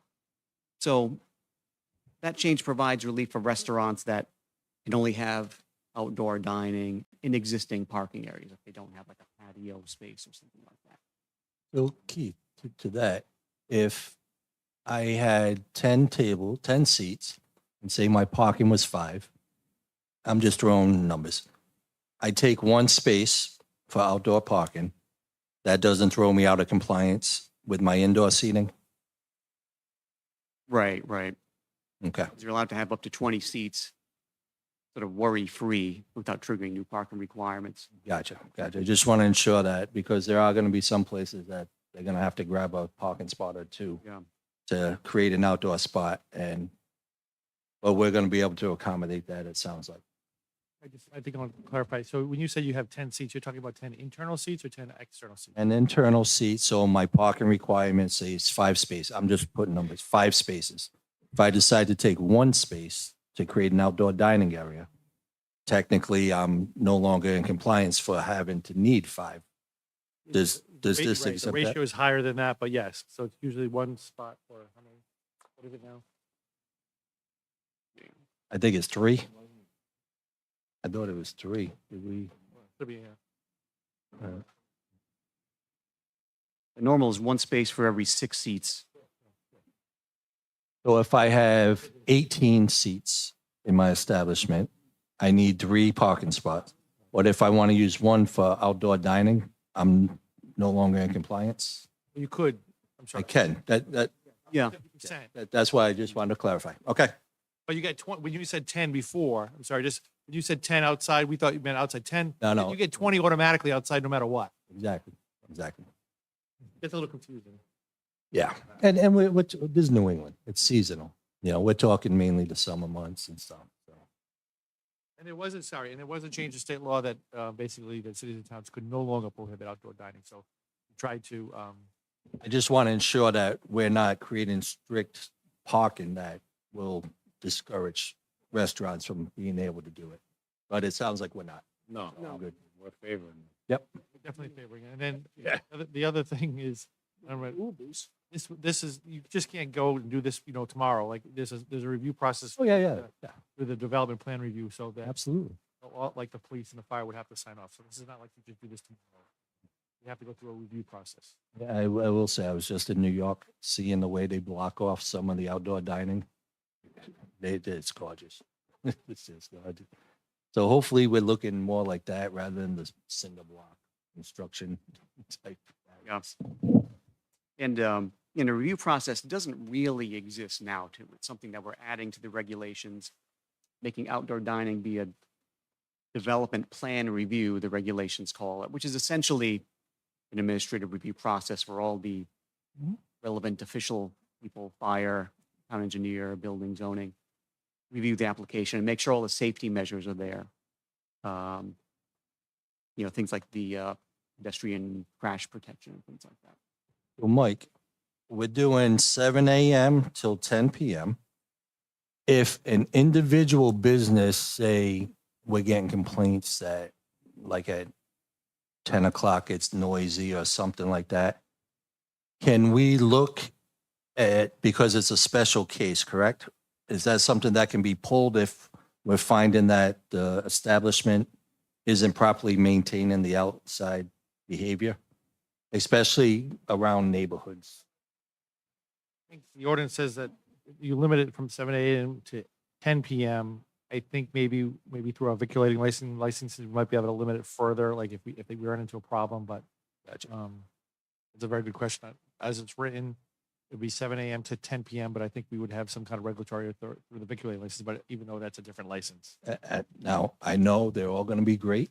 They're all Oh, going to be no, I mean, responsible, but there's always that one. So I just want to make sure we have some It's a good point. ability. And I'm looking at the state law here, the new state law, that says that a municipality can't restrict the hours of outdoor dining operations inconsistent with the food service establishment's existing licensure, except between the hours of 10 p.m. and 7 a.m. So So they can't be there after. After 10 p.m., right? We could regulate it after 10 p.m., but it's got to be consistent with whatever their license. So most of these, I'm assuming, with a liquor license, so that's how you kind of regulate it. And are we allowing outdoor entertainment? It's a separate license. But don't we, Good. trying to think who has outdoor? Because usually it's a one-day event type thing, right? Who would have an outdoor I entertainment? don't know if we didn't really allow outdoor dining before, so this will be the first time. So if they want to go outdoor, that would come back for us for a separate license issue. Yeah. Separate. This is new, right? This is totally new because outdoor dining was not allowed. So if you have an entertainment license now and you decide you want to add an outdoor area, does that entertainment license No, carry? they'd have to come back to change the underlying license, Okay. expansion of the license. And we do have on the books entertainment license for outdoors. That's not just a one-day event. It's, I'm assuming it's just an entertainment license, but right now they've been only issued for, except for events and feasts like that, they've only been issued for indoor. okay. Right? Am I correct? Yep. Brooke says I'm right. They would have to apply for the outdoor entertainment. Let's say they wanted a guitar player Correct. every Saturday night. Correct. They apply for one for every Saturday. They don't just get a blanketed. No, that it would be for like the season, like, right, yeah. They have to apply. Correct. Similar to every year reapplying. Correct. If they have a license for inside right now for guitar playing, and they somehow meet the ordinance and they want to go outside in a parking lot, and they want to have a guitar playing in the parking lot, they'd have to come back and ask for an expansion of that like entertainment license to allow outdoor. So, it has nothing to do with it. Does it make sense for just one blanket entertainment license? I think you would want to keep the ability. You want to keep it separate? Okay. I mean, it's up to you, but that's my recommendation. You want to be able to. I don't, Might have more control. no, I get that. I just don't think there's going to be a lot of outside entertainment. But- Okay. Councilman Fogarty. You were- Keep eating, no. drink. Yeah, but before you had your light on, you all set? Okay. It was answered, thank you. This is a public hearing. If there are no questions at the moment, we can come back to this, but anyone public who would like to speak, please come forward and identify yourself What for a the record. surprise.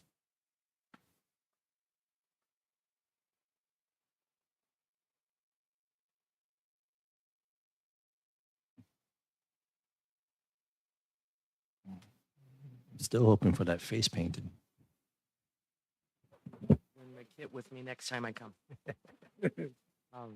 I had some questions because Just, I'm sorry, but for the record, name and I'm so address. sorry. Chrissy Rossi, 87 Shore Road, Riverside, Rhode Island. Thank you. You're welcome. So normally I just watch this from home and I hear you go, anybody want to comment? And then it pans and there's nobody there. So it's kind of cool that I get to comment tonight. I'm very excited about that. So I had some questions about this and I don't want to make it a NIMBY, right? I think outdoor dining is fabulous, especially in the summertime. Is this going to include alcoholic beverages? Yeah. So That's a fair question. So, if the license right now is issued, and it's usually for just indoor, if they want to try to serve outdoor, they'd have to come back for an expansion of their license to serve outdoor. That's the position that the law department would take. Well, legally, yes, they can. It would be the same as the underlying license, right? But they'd have to come back. If they They'd have to come when you apply for a liquor license, as you know, Yeah. you have to show a footprint of where you intend to serve within the restaurant. All our restaurants, as far as I know, have indoor. None of them have outdoor licenses for liquor. Correct? I don't think so. I don't. So if they wanted to come, sorry, go ahead. No, you finish. I just was letting the Oh, person. so if they wanted to take advantage of this ordinance and serve liquor, they'd have to come back before this board for an expansion of that license that they already have. And that would be advertised so the neighbors would know and all that good stuff. So it's not automatic. It's a very good point. So legally, they can. With approval of the Going council. through the process to get the license. And if they are abusing that privilege, we can do a show cause to pull it. Correct. I have, well, it's a concern, but it's an issue. Needs to be addressed because I think some very good on premise or I'm talking lingo that people might not understand. Restaurants don't know that that's a separate license. And I'm asking, hopefully you people all agree with me. I think that the clerk's office tomorrow needs to send out either an email or a letter, formal letter to these restaurants that already have outdoor dining, that reminding them that they need to have another license to serve liquor outside. Because there's multiple restaurants that are already serving outside that they're doing it because they think they have a liquor license. And then under the old state, and again, this is new territory because from April of 2020, because of the pandemic, that's where they, fall under. But now those pandemic laws are gone. So they need to be, they need to know that they need to apply for an outdoor. That's a fair point. I think Yeah. the law expired in April 2023. I think. Yes. Allowed outside. Yeah. So Now there technically should not be they can serve food outside, but technically shouldn't be serving an alcohol. There really shouldn't even be allowed food serve either. anything. Yeah. Anything, right. So I think it's definitely. Yeah, I was going to say, courtesy. technically, there's no outdoor Yeah. right now. So I think they need to know that they have to apply for this outdoor liquor license If they want to serve outside. if they want to serve alcohol. I thought And they have to I comply thought the with this. state okayed it. No, it's Expired. sunsetted it's sunsetted last year. Expired last year. This year, The code. I think it expired this year, April 2024. Yeah, I mean, I knew it. I mean, basically I talked the season, in the They kept business. on extending Yeah. it a year, but I think it expired this year. Yeah. That's what prompted all this Yep. changes. So you're right. That's a good point. I mean, I don't know if we're aware of people that are serving outside now. I don't know. Well, I think a general letter needs to go out to everybody, either an email or not a registered letter, but a letter saying that to be in compliance. I think Davenport's is the only one on top of my head that has that out. Yeah, I don't see many. I don't think Greg. But Ms. Rossi has the floor. Did you want to add That's no problem. anything? Taking it all in. This is great. Nope. So talk to me about the 10 p.m. The 10 p.m. limit. If somebody shows up at, say, the restaurant closes at 9. Mhm. Somebody shows up at 5 minutes to 9, because I did a lot of restaurant business. And it always comes in the last 5 minutes. You have to serve them. You just do. So somebody comes in at 5 minutes of 9. They order their food. They get their food. They're enjoying their cocktail. And now they're getting awfully close to 10 o'clock. It's an enforcement issue.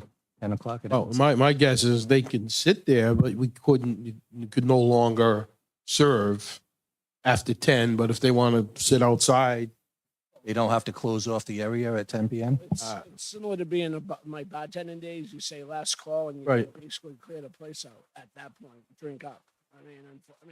I'm just surmising that's what you do. I think that's probably what you do. Well, yeah, at that The- point, we told them to move inside. Yeah, there'll be a little learning curve. We'll, That would really be on the owners of their establishment. yeah. Okay, And if they don't enforce it, we have the ability for a show cause. okay. Just checking in because obviously in Riverside, we have multiple restaurants. And there's some that are right on top of neighbors. And I know you went out to New York City. We've got nothing like that here. So if you figure, now we'll take Farnsworth just as an example, right? They don't serve supper. It's fine. But if they were doing that in their neighborhood, Right against the house. Yeah, they're right there, I get that. right there. It still would have to apply, though. It's not automatic. They still have to comply with this ordinance. They're gonna apply and Yeah, yeah. review. Right, so, She's just asking us to be proactive to consider, like, Consider the the thing with neighbors. Minus was they just abutted a house and some of the people. But I think keep in mind, this ordinance doesn't make it automatic. Like, they have to, Absolutely. there's a review process. Apple apply. So Yep. basically the city has the power to enforce this. Yes. Okay, nope, that's cool. I look around the city, which has changed so much in such a short amount of time. And we are just plunking big things into neighborhoods. And it's tragic for a lot of people. They've lived there for 20, 30 years. All of a sudden, there's this monstrosity in their backyard and they have no control over it. So I was looking at what happens if, that's all. Thank you for that. Thank you. Thank you. So this is a public hearing. If there's anyone else present who wants to speak for or against.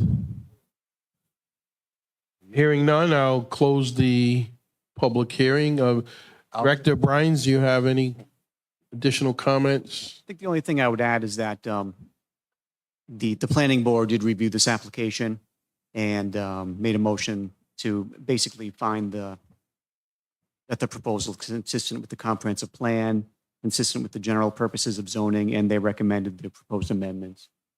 This is at their April 8th meeting. Gentlemen, what is your pleasure? Make a motion to approve. Motion by Councilman Lawson, seconded by Councilman Fogarty to approve. Madam Clerk, would you call the roll, please? Councilman Fogarty. Aye. Councilman Lawson. Aye. Council Vice President Rigo. Aye. Council President Rodrick. Aye. Motion passes 4-0. Thank you, Director. Thank you, everyone. Next item. Hotel motel zoning ordinance amendment. Amend the use table to modify the zoning districts in which hotels and motels are allowed and create a new special use permit criteria for hotels and motels. Amended section 19-98 schedule of uses and adding new section 19-360.9 hotels and motels. Thank you. Director, do you want to continue? Yeah, this is also language that you've seen before, similar to the last one. This was in some form part of the larger zoning text amendment back in December. The council wanted to discuss this under a separate ordinance also. So this reflects what the council wanted to see as far as where hotels and motels would be allowed in the city. It prohibits hotels and motels in the C1 and C2 districts and allows hotels and motels by special use permit in the C3, C4, C5, and I1 industrial district. It also creates special use permit criteria when they are allowed, things like requirement of a traffic study, compatibility with the neighboring area. The planning board also reviewed this application at our March 25th meeting.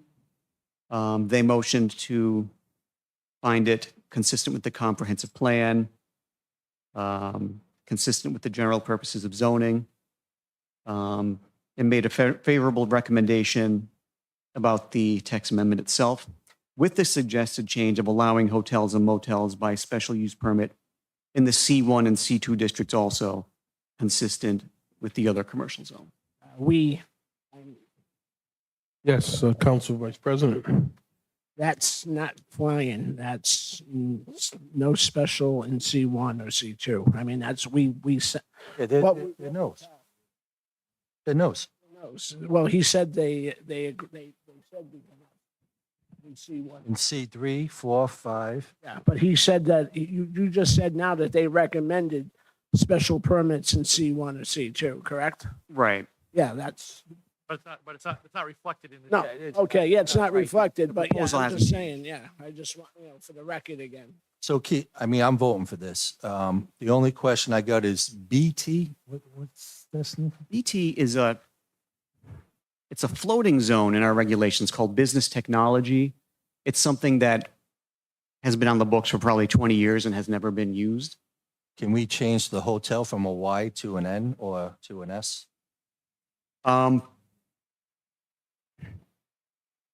You might be able to here, but yeah. On the use schedule, Mike, zoning districts under PT and BT. Because I mean- the change, because that's not what, that's not a change of, you could change what's already been changed, but you shouldn't be, you'd have to re-advertise to change what something that wasn't marked as a change. Does that make sense?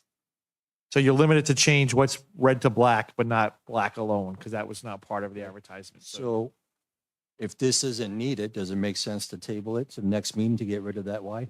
We'd still have to re-advertise it because it's a change. I would say too that the BT, You guys believe that should happen?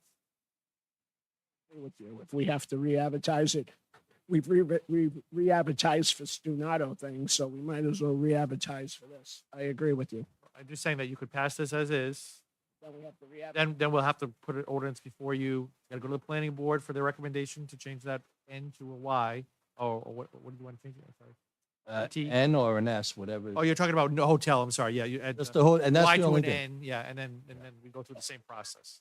That's fine. It's, I would say too that as a floating zone, this business technology zone, it wouldn't be approved unless someone basically comes to you and asks for a zone change to this BT zone, showing you the site plan of what they want to do that would include a hotel. So you already do have oversight over it. So unlike these other zones that are already on the zoning map where someone can just go and build it, you already have oversight over this. There's nowhere on the zoning map that is zoned BT right now. It's just a floating zone that, in theory, some developer could come to the city council and say, I want to rezone to this BT zone. Here's my site plan of what I want to do. But the council has final say. Right. because they have to approve the BT zone. Yeah, because it would be a zone change from something else to the BT. BT zone, a state requirement? No, Look to get rid of that in the future then? it's something that might not be needed at Okay. all because there's been very little interest in using it. So I'll make the motion to approve as is, and if we could discuss getting rid of the BP in the future. I'll second that. And I believe it's public. Sure, and it's, we do have a motion and second on the floor, seconded by Councilman Fogarty. Under public discussion, is there anyone present who'd like to comment on this? I can ask one more time. Is there anyone present who'd like to comment on this? Hearing none, I'll close the public hearing. We have the motion by Councilman Lawson, seconded by Councilman Fogarty to approve as is with further review where needed. Madam Clerk, call the roll, please. Councilman Fogarty. Aye. Councilman Lawson. Aye. Council Vice President Rigo. Aye. Council President Rodrick. Aye. Motion carries 4-0. Thank you. Thank you very much. Thank you, Director Brines. Under Next item, please. Under continued business, standing item, discuss the impact of Washington Bridge closure in the city of East Providence City Council. So anyone have anything new to add I have briefly? Or? a couple of things, but I really need the chief of staff. She's making her way back in. So take your time.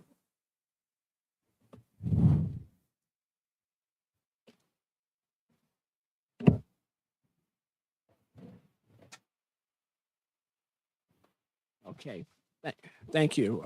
As I promised you, I will, on our phone call, I will be nice. And I have been nice so far. You have, sorry. Thank you. So, first thing here is I addressed it at the last meeting, and we're trying to be business friendly. Again, outside of Honeybird, there's no more traffic light, and they still have the fixtures, like the guardrails or the barriers, where to protect where there was the traffic light. So it's taken away lanes of traffic, and it's also aesthetically not good for a business owner that takes pride in his business because of how DOT has it. So I addressed this at the last meeting. If these barriers need to really go away, it will open up a lane of traffic that we all need going over the Henderson Bridge. And it's not fair to a business owner who prides himself on great property to have that eyesore on his property. We did take a ride, Council Vice President, into that area, and what we noticed was that the bump out and the barrels is mainly because the signage there for the cars coming. So if Honeybird is on the right to get onto the Henderson before the Rotary, so that is the directional signage that RIDOT placed there. I mean, we were looking, we don't know where else it would be placed, but we also know that that entire area around the Rotary has changed daily. Excuse me, we'll take a ride by to see the, Yeah, that's not where the sign is, because that's how I get out of the city. I don't bother 195 coming from the Rumford area. talk about the bump out, right? Yeah. I'm talking about right in front of Honeybird. There used to be a traffic light, not the one that's protecting the sign saying east side or whatever. It's right beforehand. There's a little, right near Dexter Road, exactly. Those are the ones that need to go away. It would be easy to go down Dexter Road, and then it, again, from a aesthetic standpoint for the owners of Honeybird. You're talking about the barrels. The barrels. Okay. Yeah. We'll go back to them. I thought you were talking about the area where. No, not that. Facing it. Not where not at the end. I'm talking about right in On front. Dexter. Right in front of Honeybird. Okay. My next question in I regards. don't think it's staying permanent, just so you know. It's just during this construction process. But we haven't heard from the business owner. Oh, I have. Oh, you have. Okay. That's the reason why I'm bringing it I up. thought it was just you were interested in that area. No. I listen to my constituents. Hmm. So, my next question is, and it's about cash flow. Are we receiving checks from the state of Rhode Island in regards to all the traffic patrols that we have? Because we got to, I mean, my guesstimate since this thing started in December of 2023, we got to be well over $500,000. And we are. So we in are- terms of very specific to our police details, so very similar to how the police department has always operated with RIDOT details. The detail system is paid directly through RIDOT.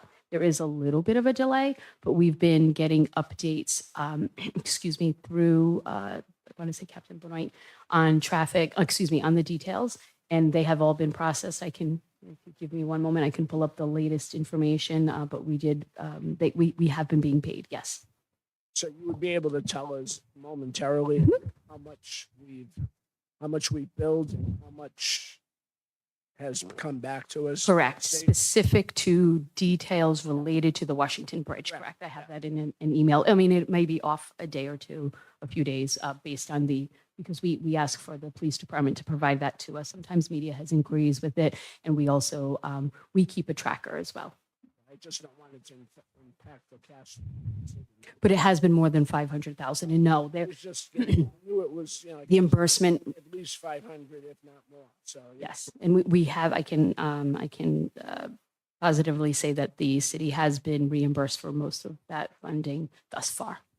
Most of that. I mean, especially right now, because we're in a low cash flow from the city. Taxes aren't due now until July 1st, so cash flow is very important in any business. And obviously the city's a business, so I just, want to I don't want to have to go into our reserves when the state should be giving it to us in a time. So that sounds positive. We have been reimbursed for most so far, so that's a good thing. Other We're comments being on reimbursed the, for other things. I'm sorry. yeah, other things Other bridge things related, as I'm well. sure. Other bridge I related. will say that traffic's flowing.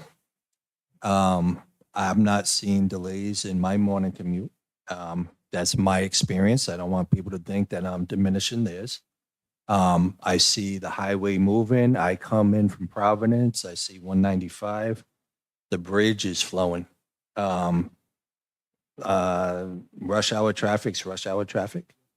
I do think that we are going to get to a point, and hopefully the new traffic pattern stays consistent. And that I think will benefit, because when it changes often, that's when people start looking for the alternate routes. But I think we are on track. And my thing is, I just believe the state needs to make amends to these local business owners. And hopefully that comes to fruition. I agree that they should definitely help the small business owners. Um, Definitely, they can't be forgotten through this whole dilemma that we've lived through. Yeah, I don't plan on letting them say, oh, we're heroes, we opened it up. No. In regards to your traffic pattern, and it's definitely working. And, we've hit the state, we've hit them hard as far as what small businesses are concerned. But one area that it's really helping to move that traffic is, I'd like to commend the state police, because when there's an accident, they're out there.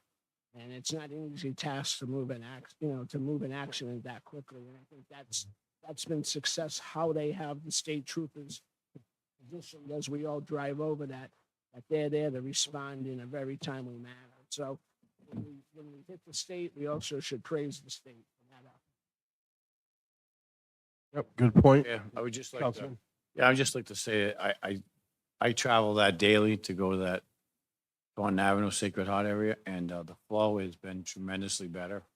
I even think that after driving around and looking at the Ward 3 and other areas, future things to talk to DPW and administration about, not this trip, but some of those trucks and blockages, I was just going to ask you that maybe in due time we can eliminate them from our city streets to block them, because they're sitting in there. I'm talking DOT, the vans and stuff blocking the streets, because they're really not affecting the neighborhoods anymore. So I would think that they would be able to be removed and try on a trial basis, and, money saved for sure, number one, Patricia, but also that I don't see much happening over there anymore since the flow has been going. I So drove up that'd be an Broadway. immediate savings right away. So, I drove up believe- Broadway around 6 o'clock and it was clear.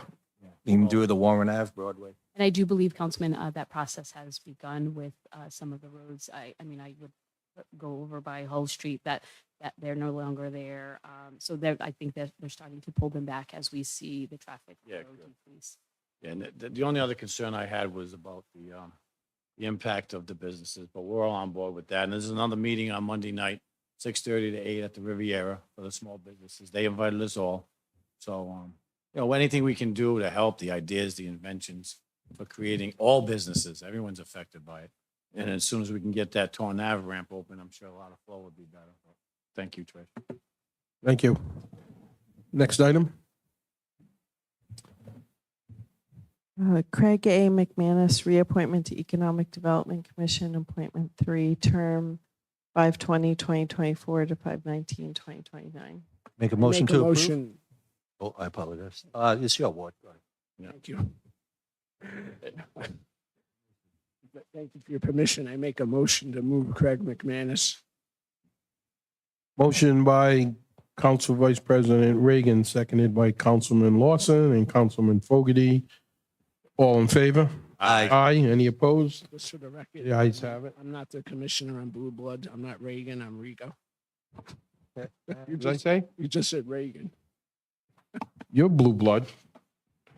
I like Blue Blood. Show the president some. Sorry about that. After the meeting, I've got a couple other names for you. Next item, Make a motion to approve. March FY '24 finance reports, Director Malcolm. Oh. Do you guys have questions? on the, Finance report? nothing new that has developed. Thank you. I have. Patricia, is there any of these that you want to read, these proclamations? If not, we'll just accept them all as read. Yeah, not at least announce the, you don't have to read them, just announce them. Yes, we do post these out, and we'll be doing it throughout the month anyway. So if I could just to recognize, we have Asian American and Pacific Islander Heritage Month that we recognize. We have our 2024 National Public Works Week. So I know you're always doing a great job to our Public Works Department and across the nation. It is also Jewish American Heritage Month. We wanted to recognize that, and an important one, and not to say this one's less more important than the others, but especially post-pandemic, the Mental Health Awareness Month. So we often put information on our site and on our social pages on suicide prevention and other resources. It's the 50th anniversary of the Community Development Block Grant Program, which does a lot in our city. It's also 2024 ALS Awareness Month. This one is a little personal to me. It's the Ehlers-Danlos Syndrome and Hypermobility Spectrum Disorder Awareness Month, also known as EDS. We also are recognizing our teachers and nurses. And also, the EMS week is part of your presentations. That's good. And we will be joining in with, I think the pizza delivery is arriving. Someone's knocking there. Locked out. Nope, in our court, our sergeant. Teacher awareness No, that's- week is coming up. We have a corrections officer. I'll look at it. For those watching at home, we have someone knocking on the exterior door here in the chambers. We're just checking this out. It's none other than the city sergeant who was locked out. Where'd you go? For a hot weenie across the street? Yeah. You didn't bring anything back. I do. Thank you. Officer, thank you. And anyone need to comment specifically on any of these? These are all very good, have good merit. Oh, and I'm sorry. Yes. I was going by our actual printed out proclamations. We have a few more. I'm sorry. So we also have our EMS week, our police Yep. officer, peace officer Memorial Week. Yep. And I believe there'll be an event with our PD and for that with the council. And we also have our skilled nurses, nursing care week. I think that covers, and World Lupus Day. Thank you. And please thank you and the mayor for these recognitions. It may seem like not much to some of us, but to the people involved in these items and to the person from Cranston who spoke to us earlier, we do raise the United States flag and the Rhode Island flag, not only here often, but in every one of our schools and throughout the city, as well as recognizing these other special interests during various times of the year. Thank you. Next item, please. Solicitors report. Thank you, Madam Clerk. As you know, the City Council met as a claims committee an executive session prior to the open session. They approved the claim of Jennifer Ricardo in the amount of $1,000 and the claim of Mr. Wexon Wang in the amount of $4,300, subject to a full release. And I can also report that they approved and authorized the mayor to sign settlement documents related to the case of Richard E. Kirby versus the City of East Providence that's currently pending in Rhode Island Superior Court. The terms of that settlement agreement will not be made public until such time as everyone signs the document. So we'll do that at another meeting. Hopefully everyone will sign by next meeting. Thank you. Next item. Resolution requesting the Office of the Attorney General's Nuisance Task Force to undertake investigation of 400 Newport Avenue. Okay. Can't do my announcements? What's that? Where are you? The school committee? I just got 3 quick announcements. Oh, did we go by you? Yeah, I know in the future I could be a little more specific, but I just got 3 quick date announcements. Yeah, sure. No, let's do that. Okay. Report of School Committee Liaison, Councilman Lawson. First one, Tuesday, May 14th, 2024, 4 p.m. at the East Providence High School Auditorium, Teacher of the Year celebration. Second announcement, June 7th, graduation at Pierce. And May 31st, Kids Rock Chorus is going to jam again. And I will be more accurate in the future with my details. Thank you. And just to add to your report of high school graduation, for the word from Principal William Black, he has made it known that the entire community is invited. It's at Pierce Stadium. Hopefully, you know, weather permitting. They do have a rain date the next day, so they are going to try to get it outside. You will need a ticket, so you will have to go to the high school, to the main office with identification, and they will give you a couple of tickets if you don't have a child graduating, if you're just a community member and maybe you want to support the graduates of the high school. So it's always a great event. Thank you for that report. Now we can continue. Resolution requesting the Office of the Attorney General's Nuisance Task Force to undertake investigation of 400 Newport Avenue, AKA the Rumford Motor Inn. Sponsored Council Vice President Rego. Council VP, you have the floor. Thank you very much. Obviously, this is a long-running issue up in my ward. I'm not going to comment on what's going on in the court system right now because there's still issues going on. So this is separate from this. The Attorney General's office has contacted Assistant Solicitor Conley and myself in regards to having an interest in their nuisance task force to investigate this property at 400 Newport Avenue. I think it's well in their jurisdiction based on a number of police reports that Captain Raposa gave to us a couple of months ago, that we as a body will vote tonight to ask the Attorney General's office to proceed with this investigation. So I move passage at this time. Second. Thank you. The motion is by Council Vice President Rego, seconded by Councilman Lawson, and it is to ask the Attorney General to proceed with the nuisance task force investigation. Madam Clerk, please call a roll. Councilman Fogarty. Councilman Lawson. Aye. Council Vice President Rego. Aye. President Rodrick. Aye, the matter passes 4-0. Thank you. Next item. Resolution requesting full funding of state educational aid in the fiscal year 2025 governor's budget. Sponsored Council Vice President Rego. Continue, Councilman. Thank you. Before I comment, I want the public to know exactly what's going on. So I would ask the clerk this time to read the resolution.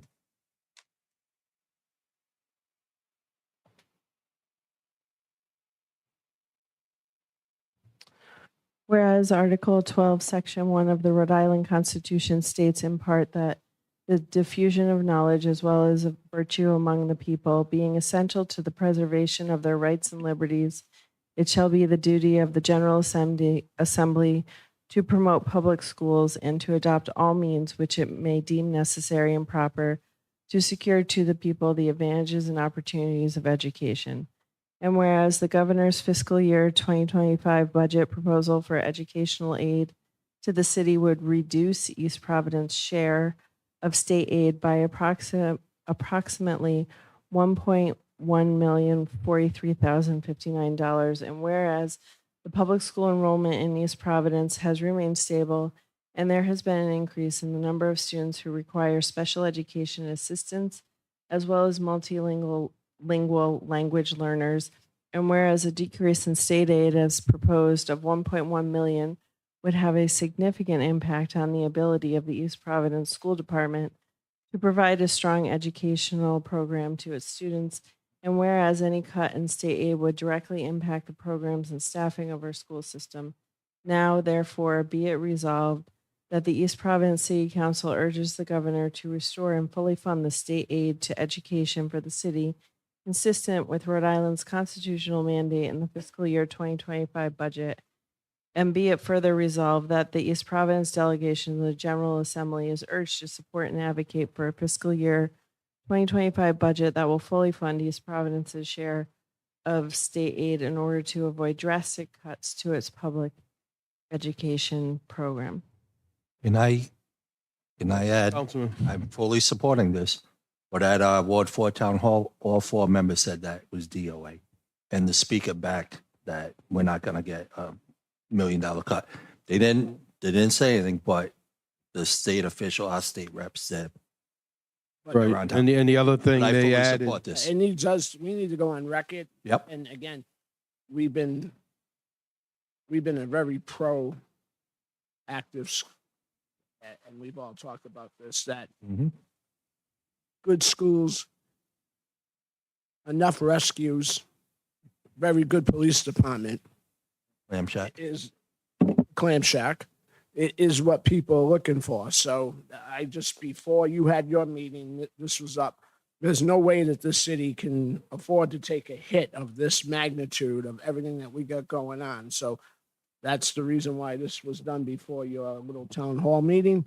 I appreciate that. Again, I move passage. Second. motion by Council Vice President Rego, seconded by Councilman, was it Lawson? Fogarty? Oh, Lawson, both council members seconded that. All in favor? Aye. Aye. Any opposed? The ayes have it. Thank you. Thank you, Council Vice President. And to clarify that also further, that meeting, the town hall meeting in Ward 4, it was further stated that the recommended cut comes from the Department of Education, not necessarily the legislature, the governor. Right. This So is the governor's budget that called they're- for they're $1 million. gonna, they're gonna work on it, hopefully, but you never know. So we're on record anyway. Thank you. Next item. Resolution requesting the city clerk to publish a request for proposal for a city council financial advisor, sponsored Council Vice President Rego. Council Vice President. Thank you. We discussed this at the last meeting, and this is the process of moving this forward. I want to reiterate again that in the corporate world or running your small business, you have an advisor. We are like the board of directors, and board of directors have their advisors and outside companies. If you look at the other cities and towns, and obviously we're still in the infancy stage of this form of government. But if you look at other cities and towns that have had the mayor council process for a long time, they have advisors for certain aspects of things. And this is one of them. Similar to, we're going to mirror the form of legislative and executive right on the state level. The governor has their fiscal advisors, the House has their fiscal advisors, and the Senate has theirs. We're a part-time council. We do a great job. We get information that way. This isn't saying that we don't agree with numbers, but we, again, having gone through the learning curve of the last process, we need to have some sort of checks and balances. That's what the people of the city wanted when they changed the form of government. And this is just another safety valve. This isn't saying that it's we versus you or anything like that. This is just good business practice as well as good government. So I move passage that authorizing the clerk to publish this so that we can get this process rolling. So I fully support. Yeah, Just got a discussion. question about process. We're asking Jill to write the RFP? That's the way it came back from Dylan. Okay. Is that something you do, Jill? You know how? I don't mean this in a bad way, but I have done it before. I haven't done it for the city of East Providence, but Okay. I can work with the finance department to. does it make sense for you and maybe one other council member to kind of give her what you're looking for? Absolutely, we can sit there. I mean, I'm just going through, this is based on the resolution. I mean, if you read the resolution. Will the RFP come before us before it gets released? Yeah, it would have to. Yeah, of course Okay. it would be, and I, obviously we share it and everything. I'm not one. I'm not a backdoor councilman. So I keep things. I don't even know what the hell that means. I mean, I do everything up front. I'm not, Oh, okay. yeah, I was gonna say back off. no. I'm sorry. Under procedures, so what are we talking money-wise? What account is this coming from? Do we not want to maybe talk first to our auditors or independent? You never got the auditors here, so I mean. Oh, yes, we did. We had the Yeah, auditors. but we got. Yeah, but they This said would- don't even read it. It's Don't out. even, yeah, he said, yeah, that's the information that don't even read it. So this would come under our professional, we have the, the line professional funding or anything, so. Again, I got zero problem. I just question process. So I'll No, second. that's I'll all. second. Approve the process. I'd love to have you sit down with myself I'm a and, busy man. Frank. oh, Under this, But I'm fully support. myself and Councilman Fogarty, and then we'll bring it. Yep. So I make the motion. Second. so we have a motion and a second under discussion. Director Rosendi? Thank you, Council President. So I just wanted to, just for on the record, just to make a few quick points. Obviously, as a body, you're welcome to do as you please. Our only concern was the same concern that the councilman brought up, was procurement process. So the city follows a procurement process with our RFPs, our RFQs. It's all very transparent. The RFQs are handled by our controller's office. We have our procurement specialist who has been doing this for years and with another municipality, and she now does it with our municipality. Those RFQs and RFPs are posted on our website. The bids are placed and it's all there. So I just wanted to make that point in terms of, Excuse me, I take offense to that. You think that we, or I would do something like that? That is, I don't know. I'm just a little. no, Yeah, of course, we'll follow the process. I mean, that's what we are. We're the board that oversees the process of the money. We're not going to do something out of school. I mean, that I that wasn't was trying to very, imply that that was at all. very un- Wait, that wait, was very wait. uncalled for. Let's Not keep what the I meant. decorum. Let's keep the decorum. I think the process is different. That's all she's saying. We have a procurement process. Or why don't you and the city clerk has never put out RFQs for this That kind? was my only question, was just, So that's the difference. The resolution just says that the city clerk is going to publish it. That's the action. This Right. was new. You said you were going to sit down with the, Yeah. right. It's just a process question. yes, so that was my, Council Vice President, I We'll sit wasn't, down with the procurement specialist, get it all worked out, then the clerk would advertise it or publish it. right, my intent was You, not. you said you've to- talked with the assistant solicitor, so maybe you want to we'll talk with him, get him involved and keep everything, legal and within the budget. And then we'll vote on it. Right, and just to clarify, Council President, my intent was not to offend you in any way. Oh, My I'm point sure. was just understanding that even with the word publish, so the procurement specialist creates, writes, drafts, and publishes all of our RFQs, our RFPs, even on the website. I don't handle that. That is done by our controller's office. So that way the process is there. It's all transparent. It's there. It wasn't meant to imply that you're not following the process, Vice President. So we do have access to her and we can get it put together. We don't need a sign off from the administration. To work with our procurement No, I specialist? mean, once the RFP is done, we don't need, Correct. So, That's the so she handles the all of the proper steps, yes, in terms of publishing the RFQs, the RFPs. One city, I just want to keep us working one city, not us and them, that's all.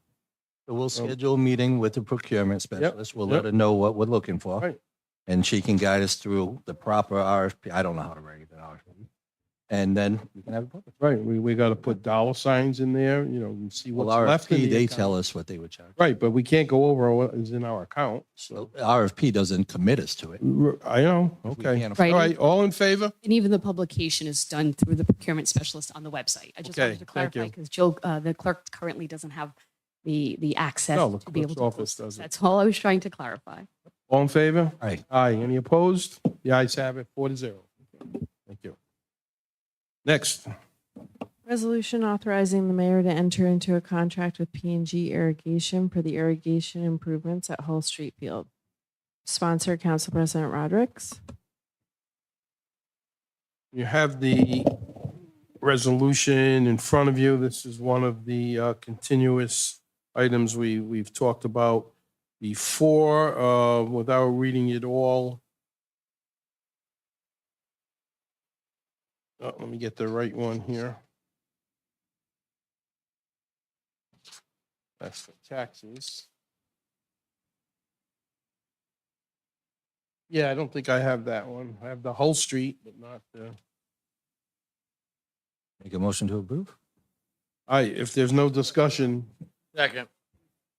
Yeah, $85,000 is, There we go. is the amount from the Community Development Block Grant. Yeah, we That's saw what I it. wanted. I saw it. Motion was made, Seconded by me. seconded by Councilman Fogarty. Was it Councilman Lawson? All in favor? Aye. Aye. Any opposed? The ayes have it. Thank you. Next. Resolution authorizing the mayor to enter into a contract with Automatic Temperature Controls for the removal and replacement of the HVAC system at Fuller Creative Learning Center. Motion to pass. Second? Motion, Councilman Fogarty, seconded by Councilman Lawson. All in favor? Aye. Aye. Any opposed? The ayes have it. Next. Resolution in opposition to House Bill 2024 H8109 relating to taxation statewide tangible property tax exemption. Sponsored, Council Vice President Rego, Councilman Lawson, and Councilwoman Sousa. Thank you. So this was, I gotta get it up in front of me too. This was dealing with the state's reimbursement of when they took away, oh, one sec, let me bring it up.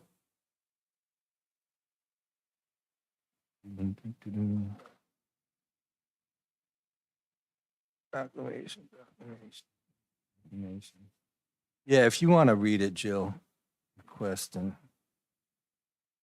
Oh, wait, I got it. I got it.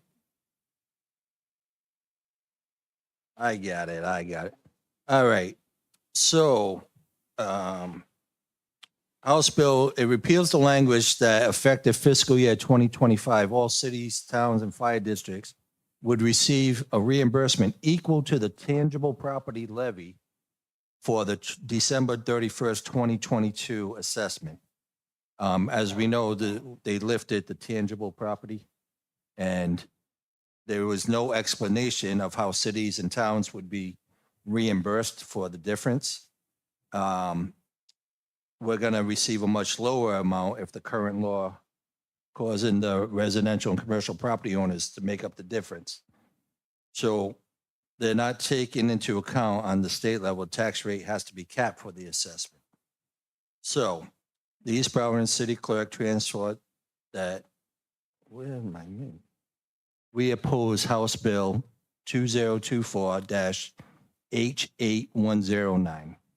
And basically, we're just asking the state to quit cutting money from us that we desperately need for schools and public safety and sidewalks and roads. And it's hard on the municipal level when we keep taking these little hits here and there, and we still got to fund everything. So As you said, we have caps from both the school side as Yep. well as the city side, so it's gonna force us to push the cap over and continue on this road. and I apologize for everybody for not having that up in front of me, ready to go. No, I make a motion to approve. no problem, Councilman. A lot of papers here in front of us. Motion by Councilman Lawson to approve. Is there a second? Second, Seconded by Council VP Rego. All in favor? Aye. Aye. Any opposed? The ayes have it. Thank you. Next. Resolution authorizing the mayor to purchase a self-contained composting toilet building for Pierce Field. Sponsored, Council President Rodrick. So again, we've talked about restrooms at Pierce Field, and this is a way to get it done. Motion by Councilman Fogarty to approve. Can we change it to Sabin Point instead of here? Second. I agree. Councilman Lawson seconds. All in favor? Aye. Aye. Any opposed? The ayes have it. Thank you. And Councilman Fogarty for pushing. I'd be very interested in investing in more of these throughout the city. Yeah, we don't have to tap into the Capitol or city whatever, yeah. sewer system, their compost. Yep. We seem to be working in state parks. We had grant funding. Let's try it. I'm Very hoping supportive. to get one of these. at the Moving high forward school with it, athletic right, Mr. field. Sh- Yep. Moving forward to all the park. Yes, I next think- item. Well, we should table number 8. Councilwoman Suze is not here to talk about this issue. Which, number, Resolution number 8. I got no problem Safety passing it. for her, barriers. Unless you want her. No, I didn't know if she, I'll make a motion to pass Anna's resolution regarding funding for permanent safety barriers on Rhode Island bridges. Believe it or not, people still jump off them. they do. It's a sad thing. It is. yeah, we want to thank Hopefully the- Councilwoman for pushing. Thank you, Is there a Anna. Second, I second. seconded by Council VP Rego. All in favor? Aye. Any opposed? The ayes have it. Resolution authorizing the mayor to enter into a contract with Harper Paving for the resurfacing of the walking path at Glen Lyon Park. Sponsor, Council Vice President Rego. Yes, sir, Council. Thank you. This is long overdue up at Glen Lyon Park, or as we call it, Glen Lyon Field. So I move passage. The people who walk there on a daily basis will be ecstatic when this is done. Second. Motion made and seconded by Councilman Lawson. All in favor? Aye. Aye. Any opposed? The ayes have it. Thank you. Thank you, Council VP, for keeping on top of that. Next, Resolution requesting the Rhode Island Department of Transportation to prioritize completion of the Henderson Bridge project and increase inspections. Sponsor, Council Vice President Rego. if the Council Vice President can get that Henderson Bridge fixed quickly, he deserves more than just passage here, but all kidding aside, it's a good urge. Yeah. I mean, it's a good urge, but on a serious note, inspection. We saw what lack of inspections can do. That new bridge was not built to handle the amount of traffic that it's doing right now, and it's going to be that way for the next. It's going to be that way for the next couple of years. It's probably right now probably handled 3 years worth of traffic that they anticipated over these 6 months right now that we're into. So if we learn a lesson, inspections count, and we can't let this become another issue down the line. And obviously none of us will be sitting here when the time comes, but for a safety standpoint, there should be increased inspections, even though the bridge is brand new. I move passage. Second. Motion made by Council VP Rego, seconded by Councilman Lawson. All in favor? Aye. Aye. Any opposed? The ayes have it. Thank you. Next item. Resolution in support of 2024 H7082 relating to insurance, nonprofit dental service corporations, the Rhode Island Fair Share for Dental Care Act. Sponsor, Council Vice President Rego. Council Vice President, you have the floor.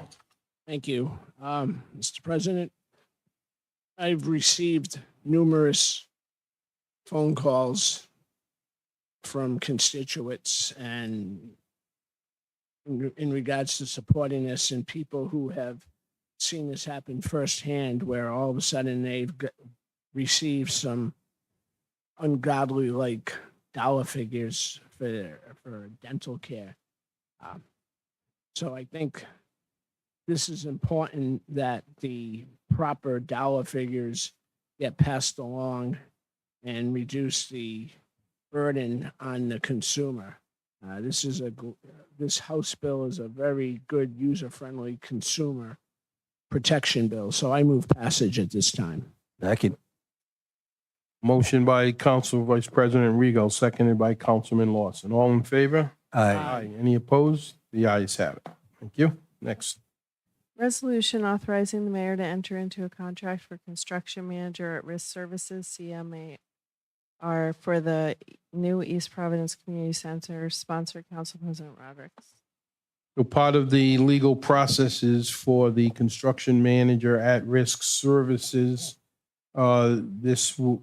this CMAR, as it's called, will work closely with the owner, the OPM, the architect, and any other consultants, and shall be responsible for cost estimating and schematic design, et cetera. The cost is $72,850, all part of the money that has been allocated already. And the contract is with Bentley Companies in that amount that I mentioned as the construction manager for at-risk services.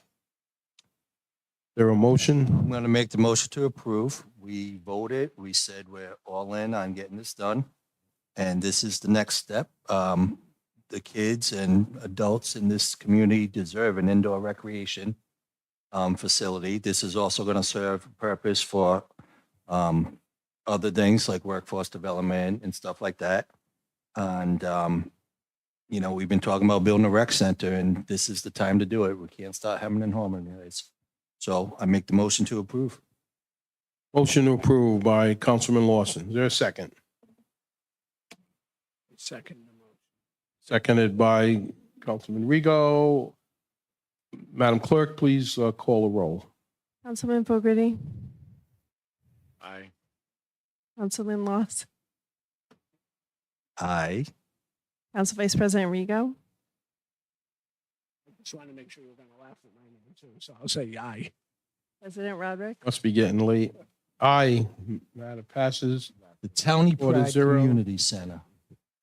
And you can be the head ref Yeah, I don't, when me and Dominic go one-on-one. But Next item. I'm not in favor of it. Motion to adjourn. I'll dunk on him. I ain't no joke. Is that everything? Motion to adjourn, yeah. Dominic talks a lot. Motion Second. by Council Vice President Rigo to adjourn. Seconded by Councilman Fogarty. All in favor? Aye. Any opposed? The ayes